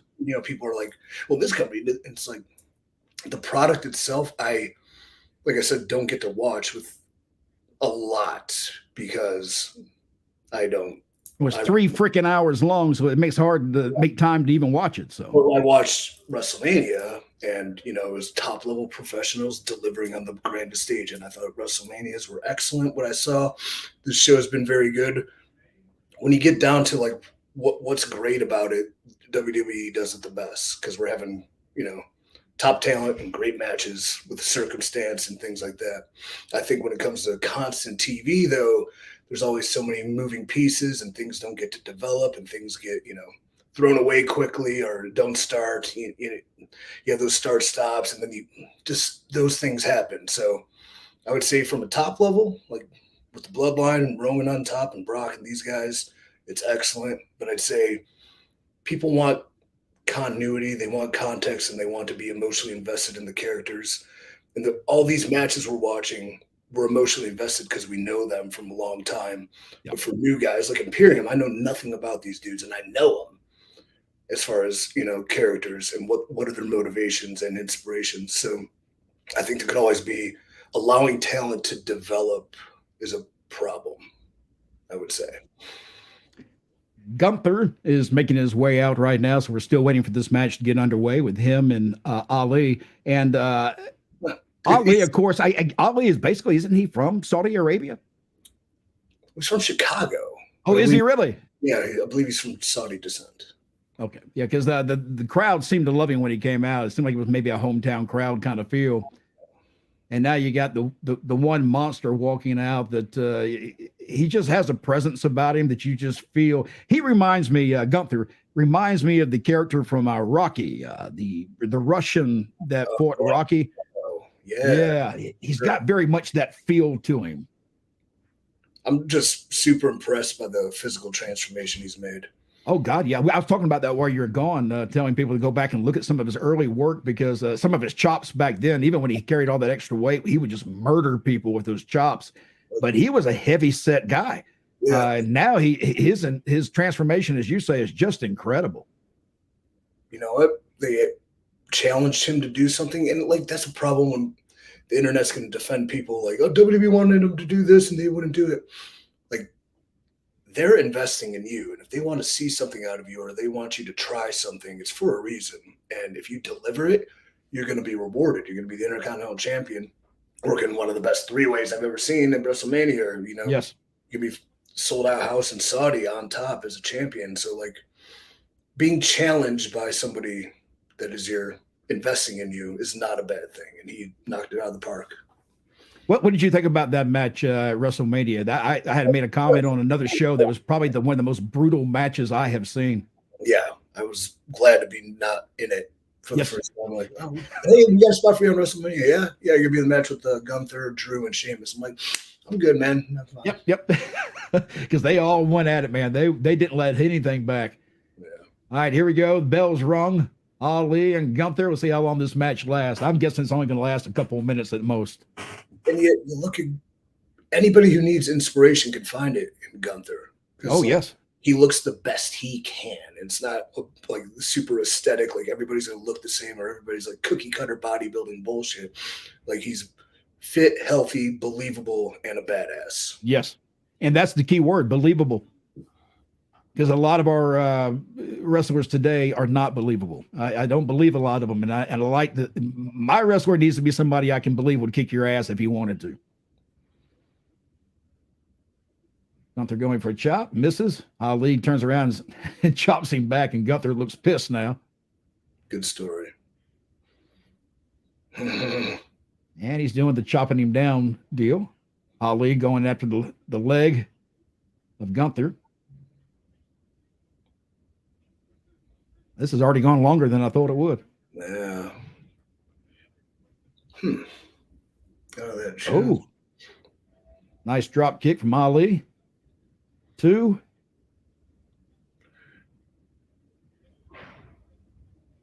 And a big body slam from Gunther on Ali. Yeah. This is perfectly done and executed. This is classic underdog babyface. Yes. Heel storytelling too. Like sometimes we try to overcomplicate it as wrestlers too much, where you're still working hard and working your ass off, even if you're doing something simple. I'm sorry. That's one of those chops, man. Those chops are just murder. Dude. Yeah, like simple sells, man. Yeah. Did you ever see the video of Gunther giving somebody a chop in the chest in the UK where the kid went flying across the ring? No. He hit him so hard, he actually went halfway across the ring from the chop, and it was a real chop. I mean, he laid it in. If I was wrestling Gunther, I would do something where like I'd avoid chops all day. Yes. And then when I finally got one, I would just start convulsing and I'd make him come into the ring and give me the AED machine. That's actually a good idea. I'm smart. Yeah. Got there scooping up Ali, drops him down. Let's see what's he going for here. If you're a pro wrestler in training, notice how Gunther has not, been off his feet yet. And he shouldn't come off his feet, should he? Until maybe down to a knee? Maybe. But then if he does go, if he gets thrown back, the place is going to fucking want to see it. So then it's going to mean everything. You only need one. You don't need 15. Yeah, let me talk to you about finishers. What are your thoughts on the finishers? Do we need 20 finishers at the end of a match? I actually, for the Cyn Cooperative, I'm writing a giant guide and manual for any prospective wrestler. And part of that manual I'm writing is called My Tenets. And it's 10 commandments for wrestling. And number 7 is your finish is sacred. And so I talk a lot about finish. Ooh, that boot was rough. Yes. I talk a lot about finishes and like making sure how to do them properly and how to make sure the fans know they're your finish and things of that nature off the post. Dope. But establishing one, like think about it like this. There's a Bruce Lee quote. Would you rather know 10,000 kicks and throw them once, or would you rather throw one kick 10,000 times? Yep. So if you're a proficient expert and you have one, silver bullet, use that. Everything else leads to that, gets you there. You can win with other things, which is also something about finishes. You don't have to always win with your finish. But if you have one definitive end, keep it that. Yep. Today, it seems like there's no real finishers anymore. I don't know that I can tell you one that is never been kicked out of. Yeah.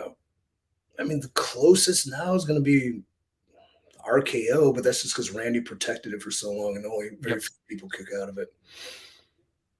But nowadays, it just seems like they do so many of these false finishes that it takes the meaning of what a finish is supposed to be away. Just like the referees. I hate the fact that the referees aren't more involved in some of the matches, and they let guys get away with things way too much, because the more heat you can put on the heel, the better the face is going to come out, you know? And it just seems like they take those steps out of there. It ruins the product. Do you want the fans booing the referee or the bad guy? Right. Who's going to get the comeuppance eventually? WWE does a great job of protecting the officials. They make them legitimate as much as possible, where if you don't follow the rules, you will be disqualified no matter what the finish is. Yeah. So I think other companies could utilize that, but at the same time, I think other talent need to work towards that. Like, I don't want the ref to look bad. I want the heat on me. I don't know, Swami. Do I think Solo's going to betray Roman? I don't think so. Not today. I think it's too soon for that, but I do see something like that coming down the line. Gunther now going to the second rope. See what he's going to do with Ali here. The top rope superplex the other day. I don't know what I was thinking. Shit hurt. Oh, he's doing an underhook. Yeah. Well, he was going to try, it looks like. Now he's got a headbutt from Ali. Ali's actually putting a little bit of a fight up here. He is. And as you said, Ali's looking in good shape, too. Yeah. Adrenaline's a crazy thing, too. Yeah, brother. Got Ali up. Whoa. Clayton Sit Meeks. down. Yeah. See, one bump. Huge. Place is going crazy. Pulls himself back up to the top rope. I like Clayton Meeks. We need more of him. Oh. 1, 2. Gunther kicks out 2.5. Ali almost had him. All right, so that was an awesome false finish. And sometimes you only need one. Yep. Like, that was his shot, and it was so close, but just not enough. Uh-oh, Gunther's got him up now. Oh, man. Lariat flipping Ali completely around. Dope. Oh, 2. That's got to be it. 1, 2. No, Ali kicks out at 2.5. You think they're giving Ali too much? No. I don't know what's Gunther's actual finish, though. Is it the clothesline? No, I don't think it is the clothesline. I think it may be more like a razor's edge type of thing. Yeah. I'm not sure. Those clotheslines are pretty hard. Now he's just abusing Ali in the ring. Yeah, you can make somebody with a valiant kick out just like that. That's how you make a babyface. Gary Fair is saying that clothesline was a finish. It should be, Gary. You're actually right about that. Yes. Oh, Ali slapping Gunther chopping him back. Whoa! Ali with a kick to Gunther. Now he's going to the second rope, going up. Holy crap. Ali might do this. The crowd is on their feet in Jeddah. Look at the acceleration. I just saw the tornado DTs going to the top. I don't know what's going to happen here. Yep. Oh, man. Another good match here. Double drop kick. Jesus. 1, 2, 3. Yeah, Gunther finally gets Ali down for the 3 count. Jesus, that was a lot better than I really thought it was going to turn out to be. I thought it was going to be a squash. I'm giving it a 3 count, baby, for sure. Hey, that's 3 for 3 right there.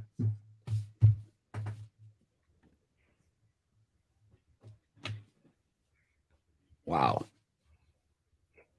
Let's see. Clayton Meeks, what's he saying? Absolutely love the fact that you said you can win with other moves besides a finisher. Right. I had very good leg kicks when fighting, but would happily win with a hook. I think Clayton Meeks is a shooter. You want to come to the cooperative, Clayton Meeks? Email office@controlyournarrative.com. I'll train you to win with every finish possible.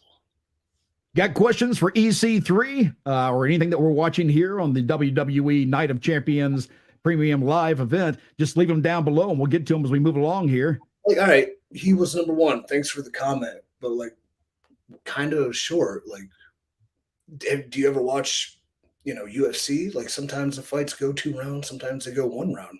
It doesn't take away from the excitement of it. Like, great matches don't need to be 20 minutes. You can have a great match in 5 minutes if you do it right. And in fact, a lot of times those 5-minute matches can be a lot more fun because you get to put a lot more power moves into what you're doing and really make the fans go, whoa. Before they did the, spam everybody's big move kind of mentality, the last match that made me get out of my chair was Goldberg and Lesnar at that SummerSlam, where Goldberg just speared him twice and beat him. And I was like, holy shit. Oh, yeah. Fantastic. That was one of those Undertaker moments to me when I saw that happen. Because, Undertaker, when he lost at WrestleMania, I was stunned. And when when Goldberg beat Brock, it was like, holy crap, I didn't see that coming. And you said this earlier in the show, those are the best parts of wrestling, when you don't see it coming, when you're legitimately surprised by what happens. Yeah, and to not see it coming, to build to not seeing it coming, you can give the things that everyone thinks is going to happen, and you can keep doing them, and you should, because it builds to the time where it doesn't happen, and then you're shocked. But if you try to shock people all the time, it just becomes a mess. And I think that's like a creative mishap that's happened a bunch. Ask Vince Russo. I think he did that a lot. How's it working with Vince Russo? Dude, I love him. I don't know why people dislike him. I asked that question to Bill Apter the other day on our show, and I said, Bill, why is Vince such a heat magnet? Because he is. For whatever reason, he is a major heat magnet. And I always wondered how it was working with him, because he seems like he's a fun guy to talk to, probably. He's just some of his ideas can get a little wacky. He's a good man, with a good heart, and he's, he's a friend. Because I'm trying to become a creative person, like being able to pick his brain and talk to him, even if you don't agree with everything he does. Yeah. He's writing, and he's been doing it at such a high level for so long. Like, who else could I turn to? He has great insight. I think the advent of the internet hurt him, because he did not play the games with the people that voices on the internet. And so he was easy to pick on because he wasn't going to give them what they wanted. So if you don't give people what they want, sometimes they're going to badmouth you. And then the sad thing is, these truths, they're not true. These falsities become the truth and the narrative, so to speak. So, Vince is crazy with bad ideas and he's an asshole. No, like, he has really good ideas sometimes. Yeah, he does have bad ones, but he's really big into the context of developing characters and stories, and like looking outside of good wrestling matches. And I think that was some of his criticism, to tell a great story, that sometimes the match is secondary to the character. Let's see. Thoughts on WWE bringing back the blood to their product from Joshua Forster. Are they? I think no. Moderate. What I've heard recently, EC3, is that their third hour may become more adult themed, where they allow that to happen. Like, when it gets carried away and it's too much. No, if everybody's doing it, like there was that stint everybody was doing in AEW, where it's just like it loses its luster and its importance. But I do think there's very select times when it's used right, that there's nothing better and nothing more visual that makes people attach themselves. Like, I forgot about this match, but the other day I was watching, I think it was Orton and Brock at SummerSlam. And I'm like, I don't remember anything about this. And it was like, the build-up was great, the great hype video. I'm like, damn, this is good stuff. And the match was great, but the finish was Brock just opened him up with forearms. The elbow to the forehead? And I was like, he busted him open somewhere. I was like, wow, like it was wild and impressive. Yep. Like, how did I forget that? I was probably tuned out at the time, but like it made sense. I would say the only thing that was a detriment to that is that that's what sends the fans home. And there's nothing happy about that. It's just like, there's no finish. It's a bloodbath. Your hero's drowning in blood. The bad guy just walks away like, whatever. What's next? What's for dinner? Elijah had left a note a while ago. I want to go back to real quick. EC3, where is Control Your Narrative based out of? The Cyn Cooperative will be based out of Cleveland, Ohio. We have a physical location on the west side of Cleveland, and we're building out this, what I would like to call a fantasy factory, into the ultimate character and professional development center for professional wrestlings. And maybe that's the new name for it, because that was a mouthful. But Cleveland, Ohio is where we'll be based out of. Now, we won't be running a shows as Control Your Narrative. That was a mistake, and I never wanted to do it. What we will be is a training ground, an idea, a mentality, and a lifestyle. And check it out. Go to the Instagram of Control Your Narrative. We have some information there. And if you're a serious professional wrestler and you want to come check out what we're doing, Control Your Narrative on Instagram, book a call on the calendar. Don't waste my time, though, please.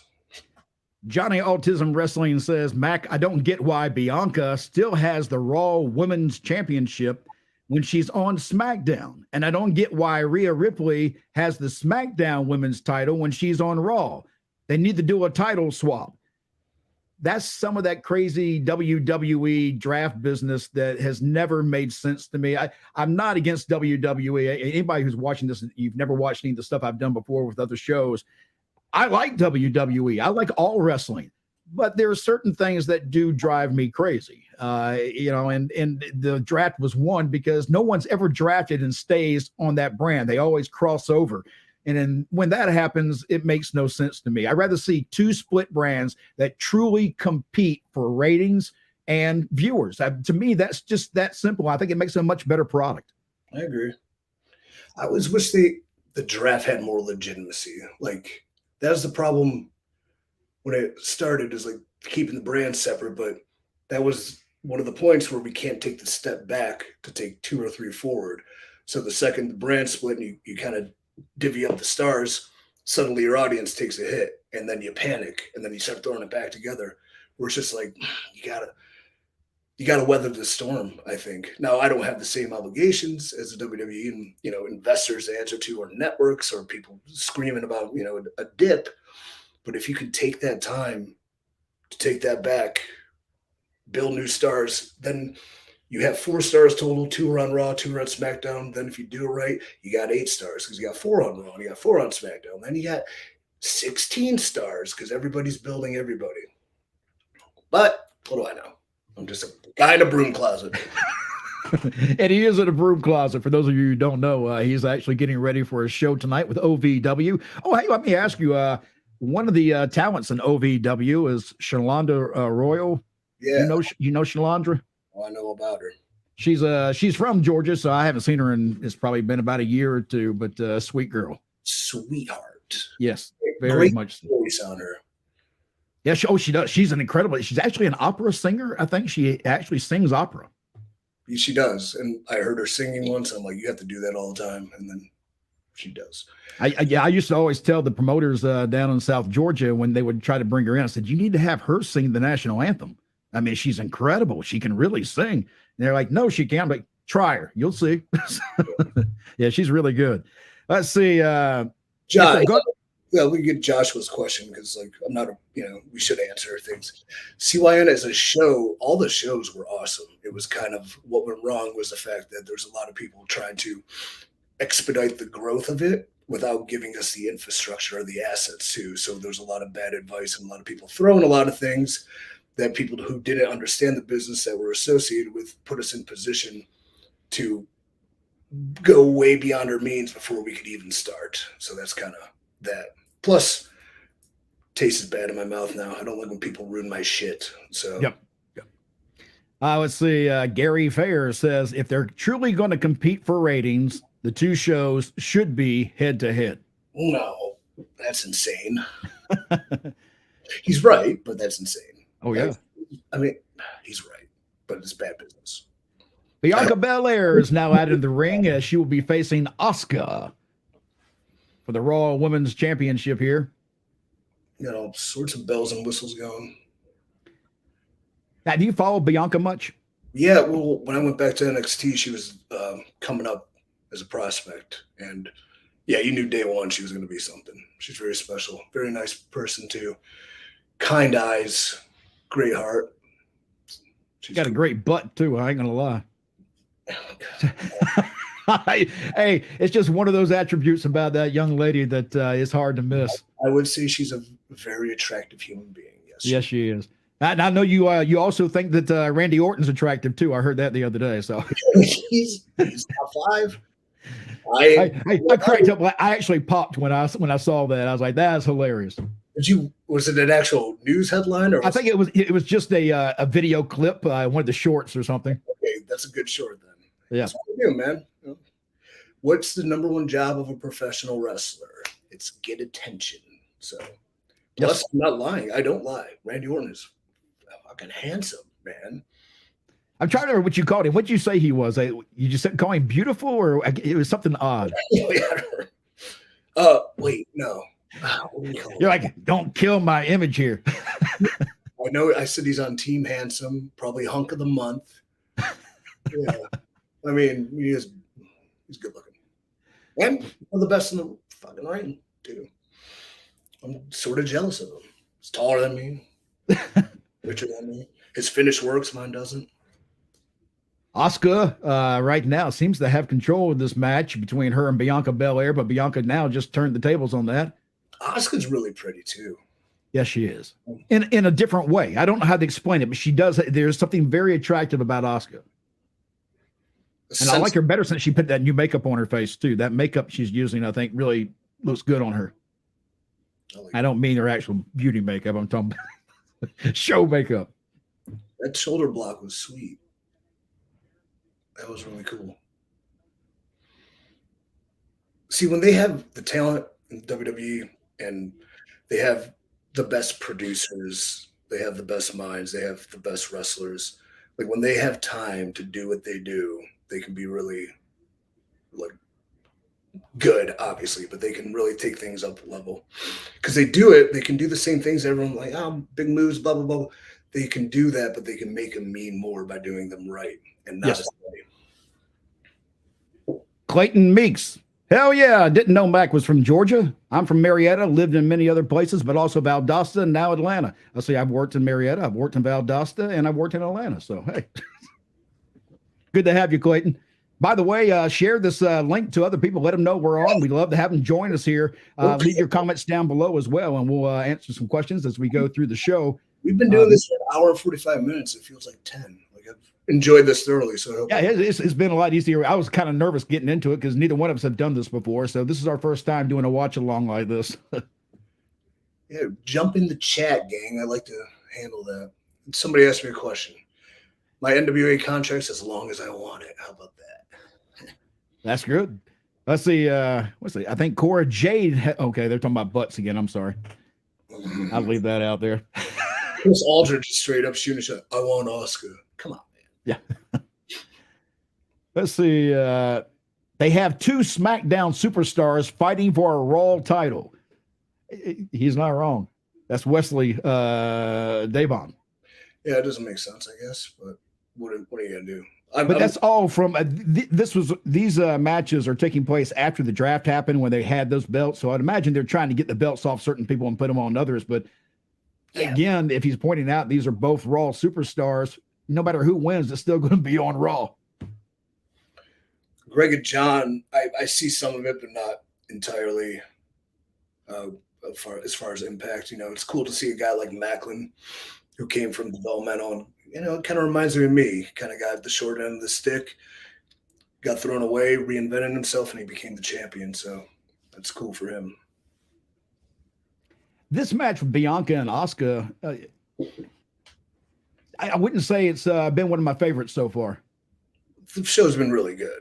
Yeah. I'm not going to say they're doing anything other than what they can do the best, but that's probably too. When you see constant good stuff, you get worn out from it where you almost need something to give us a reprieve. Yeah. And this may be that case. I mean, they're going at it. They're trying to make this match something else, but it's like you say, there's been so many good matches so far. At this point, it's hard to keep up, and you got to have a breather somewhere. This would be a good spot for like a almost versus some squab to just give or something, or like some. Yeah, as much as people might hate it, like some ha-ha comedy bullshit might be good here. I don't mind a little bit of ha-ha if it's placed correctly in a show. Right. I mean, they're going full tilt. But you know what? Asuka almost got her at 2.5. I'm sorry. Go ahead. No, yeah, that was a good small package. That's a hard move to do when you do it on the suplex. What I would say about this that makes it different is I don't feel the talent invested as much. Not invested, like they're trying super hard, but I think they're relying too much on what they planned, maybe as opposed to feeling. You can feel the walkthrough of the match. Is that what you're saying? Basically, you can kind of, It seems a little bit loose to me at times, too. Some of the kicks haven't connected, and that's really the first match I've seen where the kicks haven't connected. Let me ask you, what's your thoughts on slapping the leg? Hate it. Why? Stop. Don't. If someone does it, don't do it. Save one. Have one person do it. It's yeah. Anybody who's seen or heard or been in a fight or knows anything about it knows that's not even what it sounds like to get hit. Yep. And it's just, I can understand why people think they can add that sound effect in there, but the truth is, it's almost laughable as, waiting for somebody to catch you that's trying to dive on top of you, just sitting outside waiting on them to jump. It's about as ridiculous. When the cat wasn't as much out of the bag as it is now, you didn't notice it. But you can watch wrestling with people that don't know anything about wrestling, and they're looking for a reason to kind of like, this isn't real. And then they see, look, he's slapping his leg because they're so telegraphed. Or it's an art to do it. Like Sean had an art to doing it. Yes. Like so obvious. But yeah, and he didn't do it with every single kick and move. So you didn't catch him when he did do it because you just didn't see it. It was sleight of hand was good. I don't think we're old men yelling at a cloud either. I think a majority agrees with us. It's just that I do too. People are afraid to go against what's the norm in the independent wrestler or the mid-card TV wrestler. If everyone else is doing it, I have to do it too. And the thing is, you don't. Take it from me, I've been fired twice. So what do I do? Let's see. Joshua was asking, do you think the mist will be used from Asuka? I hope so. Yeah, that's part of the part I like. I hope it's red too. Like red mist is an upgrade.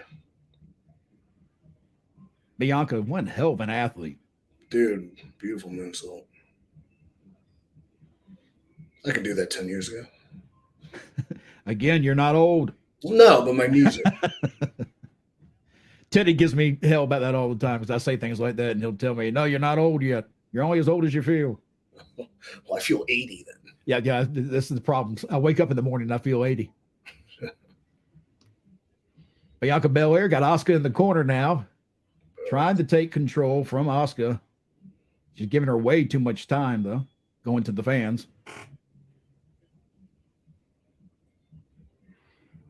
Getting her punches in, going to a 10 count in the corner. Oh, Asuka grabs her by her hair and he yanks her down for the top rope. That's smart. If it's there, use it. Yeah. Look how cool it is. What a mane. I'm still waiting for the day somebody grabs a hold of that ponytail and it comes off.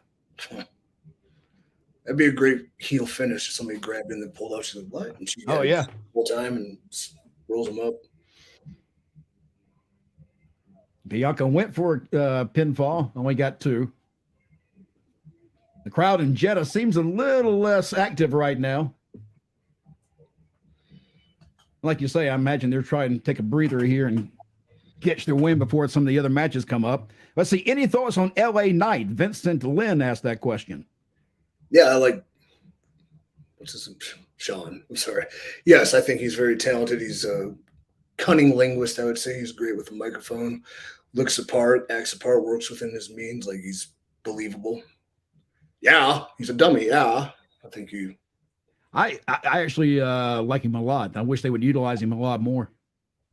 It seemed like after the draft, they were starting to get behind him, right? Yep. Let's see. Bianca has Asuka back up on the top rope now. See what she's going to do. WWE's Night of Champions watch along right here on Sportskeeda. I'm Mac Davis along with EC3. Looks like Bianca's going to try to. I don't know what she's going to try to do because Asuka's beating her back away now. Plex. Asuka up, double kick from the top rope.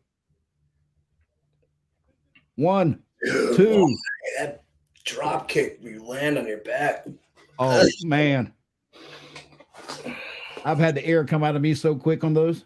My God. It's just falling straight down, man. That shit hurts. Yep. Look right on your head. Ouch. Asuka now grabbing Bianca.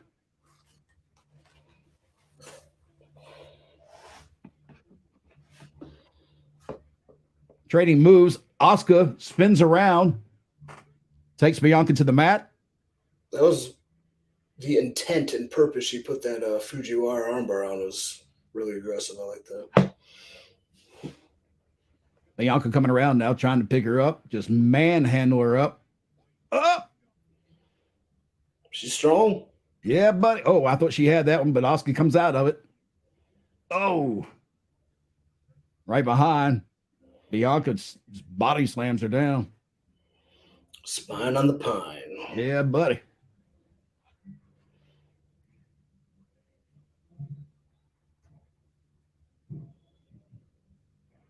This has really been a good pay-per-view or premium live event, whatever the hell they call it now. I like coming in and checking out stuff that's going to be good. Although watching bad wrestling would be a lot of fun too with you. Yeah, well, yeah, because bad wrestling would be a lot of fun because I could really tear the shit apart. So live stream the local Georgia Indie one day. Let's see. Since EC3 is at NWA right now, what are his thoughts about the Country Gentlemen? I met them at DCW show where they were very nice to me. And they let you hold the titles. I would never let you hold my title, kid. I'm kidding. I would. You seem nice. Backslide on Bianca by Asuka. Got a 2.5 out of it. Asuka comes back with a head kick. Goes back for the pin. 1, 2. Ooh. I'm a big fan. Some of Bianca's hair did come out, by the way. I don't know if you see it. It's laying in the ring. Yeah. About 6 or 7 inches of it. Big snake size. AJ Kazana, the Country Gentleman. I think they're on the come up, you know, maybe now finding an identity besides we're just dudes in cowboy hats would be their next task, I'd say. They can do that. They come to the independent reconditioning program offered by EC3 at the Cyn Cooperative. Email office@controlyournarrative.com. Boy, Asuka's just dragging Bianca all over the ring and outside the ring by her ponytail. That's cool. That's just utilize what you got. Yeah. Bianca turning Asuka into the steel steps. Now Asuka's down. Dude, those steps rough. This started kind of slow, but I'm actually getting into this match as it moves on. And the thing is, you can only rate a match on the finish. You can have a bad match with a great finish, and it's a great match. You can have a great match with a bad finish. It's a bad match. It's not how you start. It's how you finish. Tortoise in the hair, you know what I'm saying? Yep. These girls are now just getting pissed. They're now mouthing words at one another. I'll say their cardio is out of control for going this pace. Oh, yeah. And you know the heat in that building has got to be pretty tense. Plus, you got a full bodysuit on. You got Pennywise makeup. You got 10-foot long hair. Like that's got boots that come up to about your calves and back of your calves, which of course is going to cause a lot of heat too. Nothing's more uncomfortable than wrestling boots. Like somebody's got like we need Matt Damon and Ben Affleck to design a pair. I'm just saying that. That's the worst part about getting ready for a match, having to bend over at my age and try to lace up boots. Jeez. Yeah, the second worst part's taking them off. Yeah. That's when you just sit in the chair going, I'll take them off when I get home. Yeah, I'm good. Now, Asuka's got a mouthful of blue. Did she try to miss somebody and I missed it? Maybe. I didn't even see it in the ring, but it's in her mouth. Bianca had her. Yeah, it's on Bianca's clothes now, too. Blue down. All right, guys, those of you who are watching this, what did we miss? I didn't see the blue mist come out anywhere. Hey, EC3, Grega John wants to know, what's your Mount Rushmore of wrestling? Oh, man, that's so tough. Let me think about it. Hogan. I mean, are we going like? It's hard to do that because there have been so many generations of wrestlers that picking 4 is very difficult. Yeah, she missed the spit. Oh, she missed the spit. If it was 4 off the top, it's going to be Hogan, Austin, Andre. Nah. Yeah. Fucking Cena? I don't know, man. With generational, I'd have to kind of. I don't mean to cut you off, but I'm not sure what Asuka was doing. She actually she grabbed the mist from her mouth, put it on her fingers, and now has wiped it in the eyes of Bianca Bel-Air, taking control of the match as Bianca can't see now. Kicks Bianca in the back of the neck for the 1, 2, 3. There it is. Good finish. 3 count. Let me give it a 3 count. Wow. Asuka walking away with the win. And now your new Raw Women's Champion. Hogan, Flair, Austin, Rock. Yeah, for me, I got to go back. I have to look at things like Harley Race, Dusty Rhodes, and Graham, R.I.P., Fez, Burns, Yeah, and you're right, Joshua. It's hard to choose because of the different eras. It does make it hard to choose. And it all has to do really with when you grew up. My time period in wrestling is different from somebody 20 years older than me, and they got a whole different set of wrestling heroes than I do. And that's just how it works in this business. So if it's my youth, it's probably going to be Hogan, Shawn, Austin, Rock, or Hogan, Shawn, Austin, Taker. But they're all good. Oh yeah, they're all good. The only thing I missed though is that, and we were talking about this the other day on another podcast, and that was that it seems to me that we had many more stars in the Attitude Era. When you turned on Monday Night TV, from the time the show started to the time the show ended, you had a star in the ring. Now you seem like you only got 2 or 3. Who you can thank for that? Vince Russo. He gave everybody something to work with, or at least try to.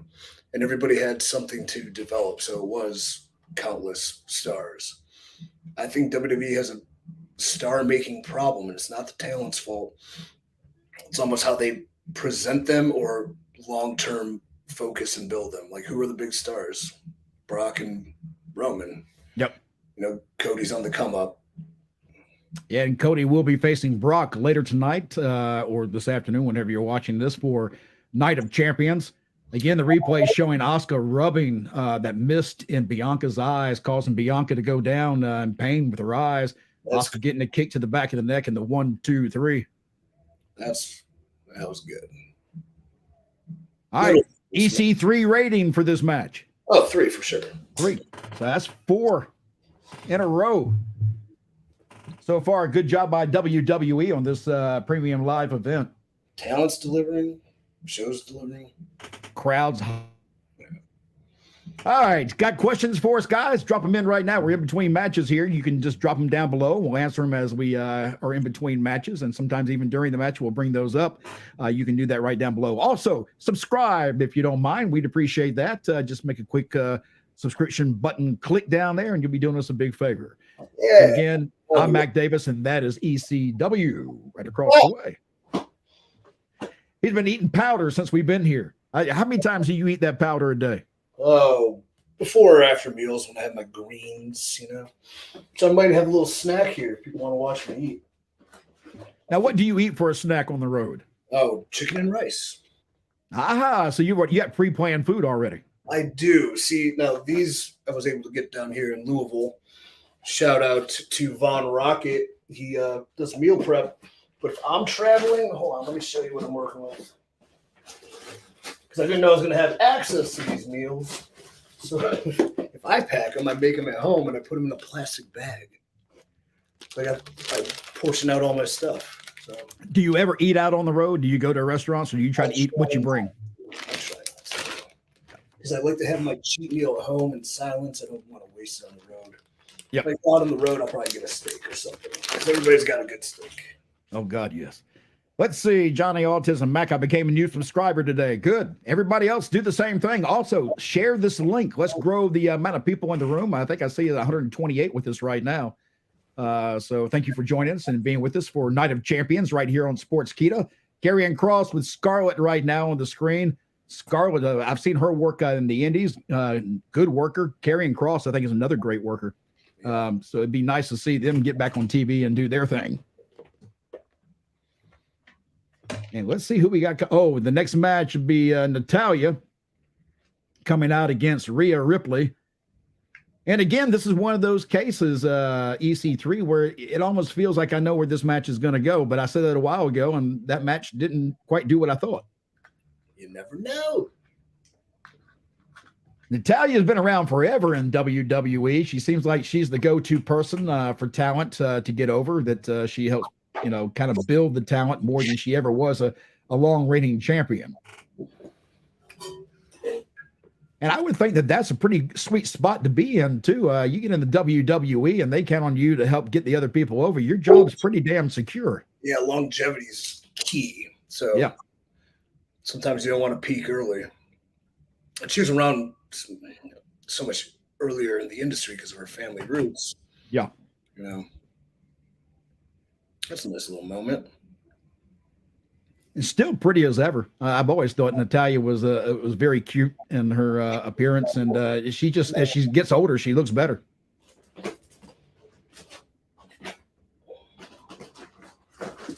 Taking selfies with the fans.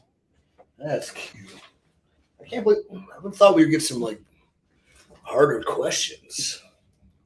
Let's see. I got one for you right here. Hi, bro. How are you? Good, man. That's a hard question. Let me bring in the last. Let's see. Jesse the Body Ventura is on this watch along live chat. Let's go. I don't know what that means. He could probably get us in trouble talking about some stuff.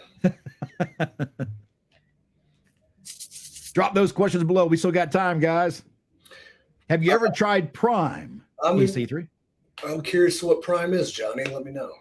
I think Prime may be that energy drink that I've seen. That horse piss that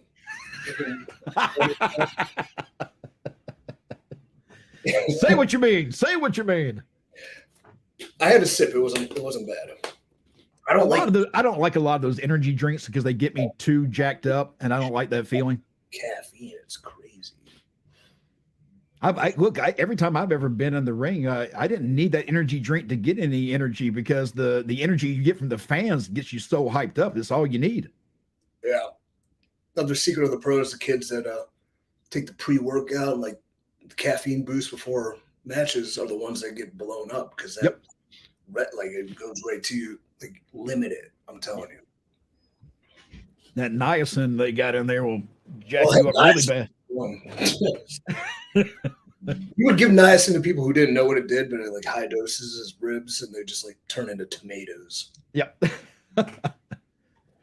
Rhea Ripley now ringside with Dominic. So mommy out there. I might have to eat this with my bare hands. It's gonna be gross. I don't have a fork. That's all right. We don't care. All right. We're all family here. Burp if you want to burp. Keep the other gases to yourself, though. Yeah, think about burps. I think burps are disgusting, and I hate when people do them. They're gross. But I'll laugh at a fart all the time. Yep. And name one guy that doesn't. I mean, from the time we're born to the time we die, for some reason we think farts are funny. They're fucking hilarious. Especially if they're well timed. If I was going off on some rant, and I just went, and then just kept going. When I married my wife, she didn't know how to burp, which amazed me. How do you not know how to burp? So I taught her how to get a good burp up when she's, eating and drinking. She burps better than I do now. There you go. And I was like, why did I ever teach you that? Hit me a winner. This is back. Bianca Bel-Air and that one piece looks like a dominatrix type of outfit.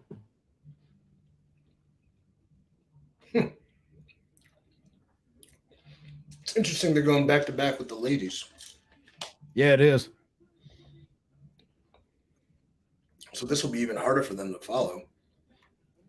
And this will be for the SmackDown Women's Heavyweight Championship.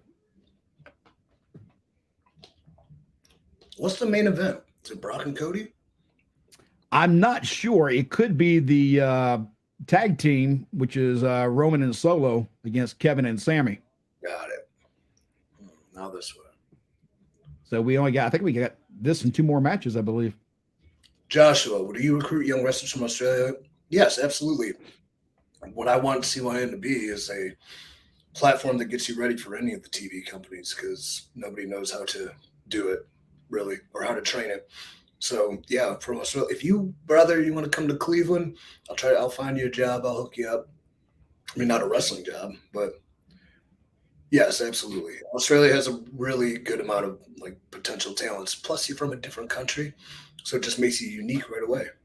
Just like Rhea Ripley, who's on TV right now. So exactly, I have a great Crocodile Dundee gimmick I've been sitting on for somebody. So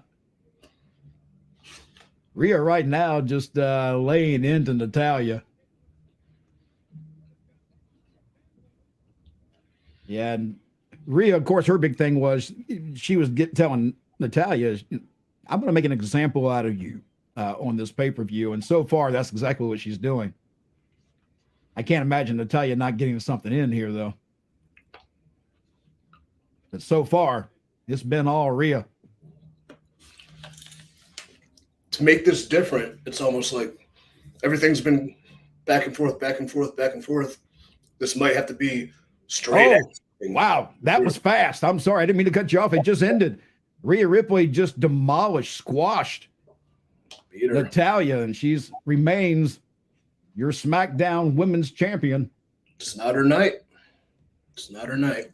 And you called it. They needed something different in this match, and that's exactly what they did. I mean, that match only lasted, maybe 2 minutes? Maybe. Let's see. If Cody wins, do you think the Beast will retire after the fight? No. Come on. No. Not a chance. He's still in his prime. He's better than ever.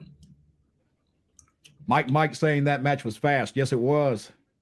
He might go away for a few months and then make millions of dollars sitting at home, hunting and fishing. Good for him. I wish I could. Poor Natalya. Boy, she didn't even have a chance. I don't think she got any offense in at all. She shouldn't have turned her back to that young whippersnapper. Yeah, keep your eye on the opponent. So, Rhea Ripley walks away, still holding the SmackDown Women's Heavyweight Championship.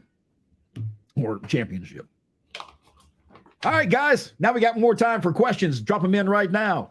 Right below. Leave the questions below. We'll ask EC3 anything or anything you want about the pay-per-view or anything else about WWE or wrestling at all. Yeah, that Rhea Flair match from WrestleMania was excellent.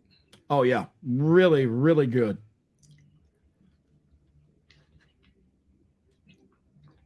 All right. Let's see what we got. Does Natalya get a run before she retires? Oh, yeah.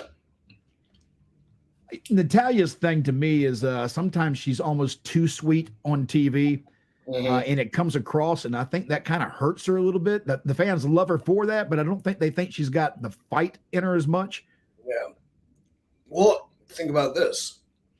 She just got beat up and whooped in a big-ass show, embarrassed. That girl said she's going to make an example out of her, and she just did. Yep. It turned something loose, and she kind of changes a little bit and finds that fire, so to speak. She needs it, and I think she's earned her way to having a championship run for a while because Natalya, like I say, she's been there, and she's been the workhorse of the women's division and has been for years. And I'd like to see her get a good championship run. Just not sure who that would be, what opponent that would be. Byron Saxton. And the cheetah,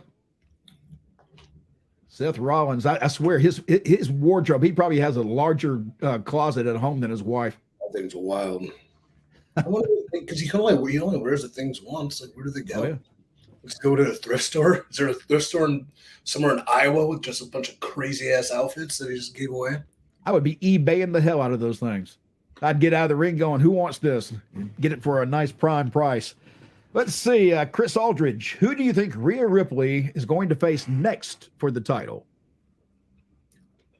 I have no idea. What are the options? I really don't know. I don't know that there's any real hot stories to go from here, to be honest with you. Not with her. I'm sure they'll come up with something, but I mean, Asuka just won. That wasn't for a title, was it? Or was? I don't know. Yes. Yeah. Well, geez, I don't know. Maybe a big old battle royal will settle who it's going to be. True. Let's see. Do you guys really think Seth has the charisma to be the next Mr. WrestleMania? Is that what he said he was going to be? He didn't say that. That's just what they're suggesting, I guess, that he could be the next Shawn Michaels. Well, if anybody, has a similar style, it's going to be him. So I think he can hold that moniker. And at the same time, Shawn's Mr. WrestleMania, but he didn't always win at WrestleMania, did he? No. But he always seemed to have some of the best matches at WrestleMania, which is what he was known for. It didn't matter where he was on the card. You kind of knew that Shawn's match was going to be something else. You were asking about what the main event will be. It looks like it's going to be the tag team match, because right now we're getting ready for Cody Rhodes versus Brock Lesnar. EC3, how much do you bench and squat? He's trying to eat, and you got all these questions coming at him now. My peak powerlifting days, my bench was, and these are legitimate numbers under strict guidelines and rules. My bench was 410. My squat was 567. Now, what was your best on the bench? Just like a single push? Yeah, 410. Really? Yeah. If I put that on the bar today, though, my body's trash. So I was about to say, because you're much larger. I used to do 405. That used to be my bench. But now I was a lot younger and had a lot more muscle. I was never a great bencher either. So, but I did a powerlifting competition. My deadlift was my strongest, and I broke a Florida State record, didn't it? So for about 5 minutes, and somebody else trounced it later. But it was still for a minute. I got a little medal. Hey, you still held a record for a while, though, right? Yeah. But he's not a two-time world heavyweight champion, or he's not a current NWA national heavyweight champion. I bet he's just some dumb idiot in a gym picking stuff up. Imagine what we do with our bodies, and then to go into another field and compete at a high level too. Like, these guys aren't falling down all day. No. Brother's not taking bumps. And the bumps are what hurt. All right, let's see. I haven't, Chris Aldridge saying he hasn't been to a gym in over 10 years. Well, you need to get back in the gym just to stay fluid, if nothing else. Because trust me, you get older, if you don't move around and do things, your body will lock up on you. Movement is key. Even if you can't get to a gym, just have some activity. Just stay mobile. Yes. It will save your life. Let's see. Joshua Forster, what would you... Before match warm-up? Yeah. Interesting, because I'm like developing new kind of ways. Like wrestlers will do like the toe touch and static stretching, and what I'm trying to build fluid mobility flows that replicate match activity without falling down. So that's actually something we're doing at the Cyn Cooperative, where it looks like interpretive dancing at time, but it's active stretching, and it's getting kind of, you almost want to blow up before you go. Like if you really exhaust yourself like with a real fast sprint, and then you got time to cool it down, then you go out there, you're kind of like you've already been to a high level that now I can ease my way there. Yeah. Let's see. Chris is saying he does a lot of walking. Okay. Right now, WWE is showing the footage recently of Brock Lesnar manhandling Cody Rhodes backstage, throwing him into metal doors, into kegs, and everything else that was available, to the point where he broke Cody's arm with a Kimura lock at the end of Raw.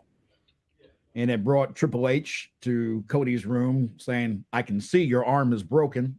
If you remember, Brock broke Triple H's arm and Shawn's arm. That's true. I'm wondering though, are we going to see some kind of a heel turn from Triple H when it comes to Cody?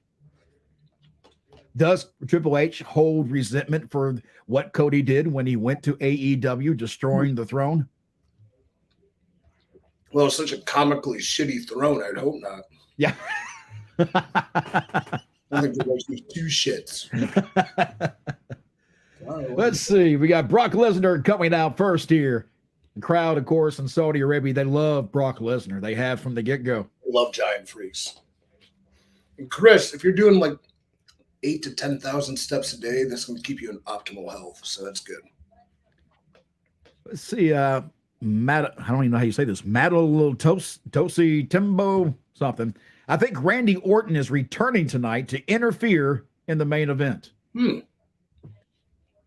I know that Bob Orton recently said he didn't think Randy would be coming back, even though Randy could carefully come back. But Bob didn't feel like he thought his son would make a return, not in the ring as an active wrestler. Of course, now his father is a wrestler too, so Yes. you know you're always trying to work. Mm-hmm. He's coming back. Yeah. Brock Lesnar just taking his time getting down to the ring, eyeballing people ringside. I can imagine just the look from him would scare the living hell out of somebody. He would eat your soul, man. Because he's legit. He's not an easy guy to get along with. I hear that he can pop off real quick if he wants to. You know, the thing about that is like people have that perception of like people. Anybody who's ever had that perception in wrestling, like, oh, you don't want to talk to them, they're mean. Oh, they always be left alone. I've always went and engaged them as a professional with the human characteristics in brief conversations, and they've always been accepting. Like Hogan had that perception. Don't talk to Hogan. He's like, I want to talk to an extra. First person, I just walked right up to him. Hey, how you doing? Hey, brother. You know, like Brock's like, I was standing. Oh man, he looks in a bad mood. He's like, shut up. He's got a hat on. Yeah. Bro, I love the cowboy hat, brother. He's like, hey man, I'll giddy up. Thanks, man. All right, Cody Rhodes making his way out now, so we still have a little bit of time if you want to leave some questions down below. Darren Roper asked, do you guys think Solo and the Usos will go rogue and let's KO and Sami take out Roman? Yeah, it could be. I'm not so sure we'll see that in Saudi Arabia, though. Yeah, in Saudi, like, they're going to give you really good stuff, but they're going to save the A stuff for probably the States. Yeah, because I've noticed that most of their storylines don't advance much when they go to Saudi Arabia. It's kind of like an extra show that's tossed in there with a little bit of heat, but mainly kind of leaves a lot of the storylines alone. And that's all right, because sometimes like, we're having a good time. We're just watching a good wrestling show. Yep. And when it's not overcomplicated or they're trying to do too much, you can just we got 5 and 3 count matches. Yep. Well, yeah. Well, I mean, Ripley and Natalya. I think for the business, like I said, I was going to rank it for what they want to do with her. I would still give it a 3 count, even if it was quick squash. Yep. Because it served its purpose. Now, Cody appears to have a cast on his arm, which he didn't have the other night. So I guess he's now got a cast that he'll be working with in the ring. What are your thoughts on Cody's return to WWE so far? Take your time. I know you're trying to chew. I hate to do that to you. Well, first thing I was going to say is like, well, we just talked about Bob Orton with that cast. Yeah. I think, credit for doing things his way, the way he did it, his ability to come back. He got exactly what he wanted. And that's just proof if you can bet on yourself and you have that courage, no matter what you do and however you do it, Cody, he bet on himself and he got what he wanted. So That's very commendable. I think the pec tear couldn't have came at a worse time in a sense, because I think to get to that WrestleMania main event, those that don't know him need to see him more in a consistent manner. Yeah, but he still comes back. He gets WrestleMania main event, and I think the build up was a little light, but the match delivered exponentially well. And yes, it did. The crowd wanted him to win at the end, which means that it served its purpose, and now he will probably get there. I don't think it was the right time for Roman to lose, though. I don't think Roman should ever lose at this point. No, I agree. I didn't think it was time for Cody to win that match yet, because it would have been too quick in the story.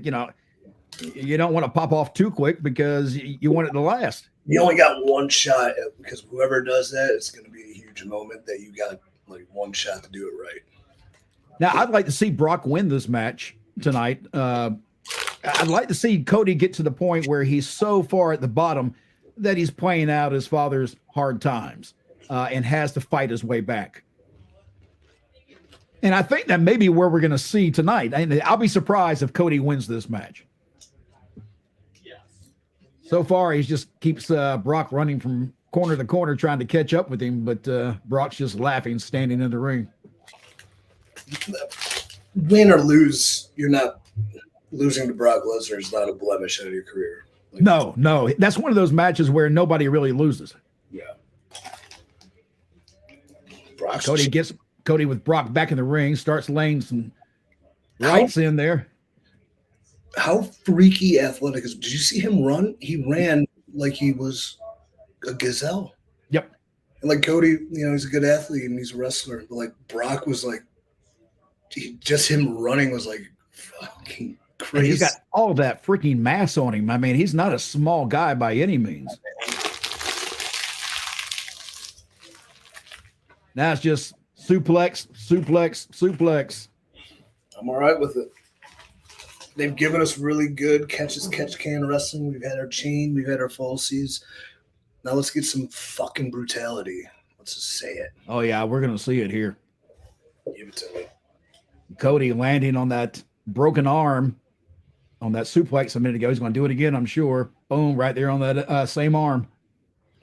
Did you see Cena on, what's his name? Not Sam's podcast? I know who you're talking about, but I haven't seen the interview. No. Yeah, the clip of it. Sam asked him about the match they had at SummerSlam. Cena and Lesnar Lesnar just destroyed him the whole time. Main event was like a 20-minute squash match. And I thought Vince would agree. It was great. It was great for business. But somebody actually asked John about it. It was Sam, and he had a very insightful answer. Like, Austin and Brock talked about something that would be different for the match, and then they brought it to John, and John was like, yeah, I agree, because you just beat Taker. You're going to go do this. You're going to go do that. Like, tonight's just not my night. And that happens in sports. Sometimes a great team gets blown out, Cody Rhodes right now has an advantage on Brock Lesnar, which is kind of surprising here. He's got Brock reeling. Tope. Yeah, no surprise that you see the tope coming there. I do like the double axe handle more off the table. That was cool. Double axe handle right there from the top rope. Got a 2.5 count on Brock. There's this kid. His name's codename FLX. He used to be called Flex. He's a project of mine. So I've helped him out, and he's developing this new character where he's in real life, he's an airborne, soldier. So what can we do to utilize that? So we came up with this kind of over the top military, G.I. Joe believes it's real G.I. Joe kind of guy. Cutter, boom, cover. Hold on. Probably kicking out. But anyways, that was close too. As I talk about in the tenets, if you're going to come to the cooperative and get all my secret knowledge, things about a finish. And it took me a while to convince him why the double axe handle off the top rope should be his finish, because it's just a double axe handle off the top rope. But it's not. It's your double axe handle off the top rope. It means everything because you win with it. So, and if it's your go to the top and you jump down, if you try to do a crossbody or something, it's probably whatever. Yeah. But the fact it's so simple yet effective is what's going to get it over. Well, I mean, think about a lot of the moves from the early days. A lot of our finishers in the early days were simple moves. Dude. They just weren't whored out so bad. No. I love fucking simple moves. What was Ricky Steamboat's even finisher? Sometimes it's a figure four, sometimes it's a chicken. Simple roll up. But he just beats you because he's a better wrestler. Cross body, man. Cody Rhodes has actually Brock reeling. Brock coming up from the mat, stands up. Cody puts him into crossroads. Whoa. But instead, Brock reverses, gets him to the Kimura lock. Uh-oh. And done. And it's that broken arm.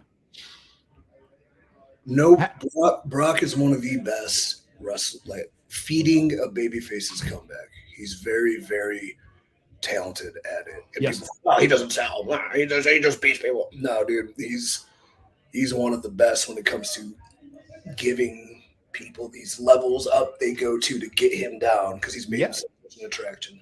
The WrestleMania match he had with Omos, I thought he did a great job making Omos look like a beast.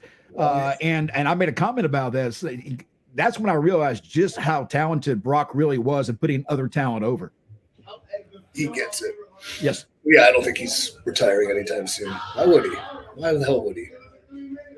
And he is trying to break Cody's arm. Cody refuses to give up. With it being broken, it gets to a point where you have to kind of wonder, how's he not tapping if his arm's broken? Roll through was cool. Yeah, it was.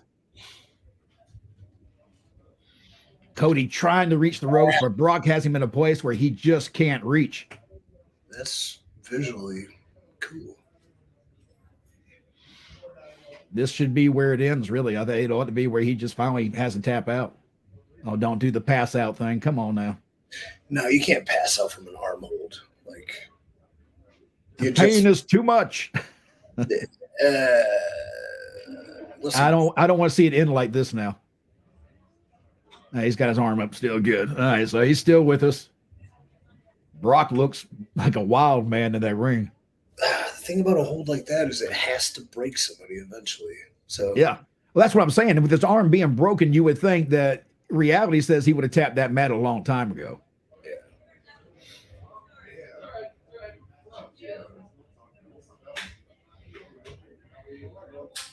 I would rather have seen him working the other arm while trying to get the injured arm, and Cody continuing to, not let him get that arm until he does, and then let him tap. If I were Brock, I'd just break his other arm. That's true. It's that easy. He did it the other night. So, making man in an ass kicking contest. Cody finally makes it to the ropes. Brock looks tired though from applying that hold for that long. See, his arm should be dangling off the fucking socket. Yeah. You want to see a good selling of the arm? Watch me versus Cal Hero from this week's OVW television and tell me I'm not one of the best. Okay, just go ahead and watch it. Tell people how they can watch that. I think that's on Fight TV. OVW Wrestling will be on Fight TV. Brock Lesnar has Cody up. Cody reverses into the crossroads, hits the crossroads on Brock, goes for the cover. 1, 2. Brock kicks out at 2. See, yeah, but he snaps him up with that left arm in that crossroads. Yep. So you got to remember that, what you're using. And he landed on that arm too when he came around with the crossroad. If you watch me versus Cal Hero, he damn near broke my arm. But then when I had to hit that finish on him, I couldn't do it with my left arm because it was so hurt. So I used my right. Now he's starting to favor that left arm. Now he just used it to hit Brock with his cast. 2 times with the cast in the forehead. 3 times. Cody's going to use that cast to his advantage. How is that not I don't know if you got to get the commission. The Jetta commission's going to allow it. Maybe it's not a hard cast. Right into that F5 is cool.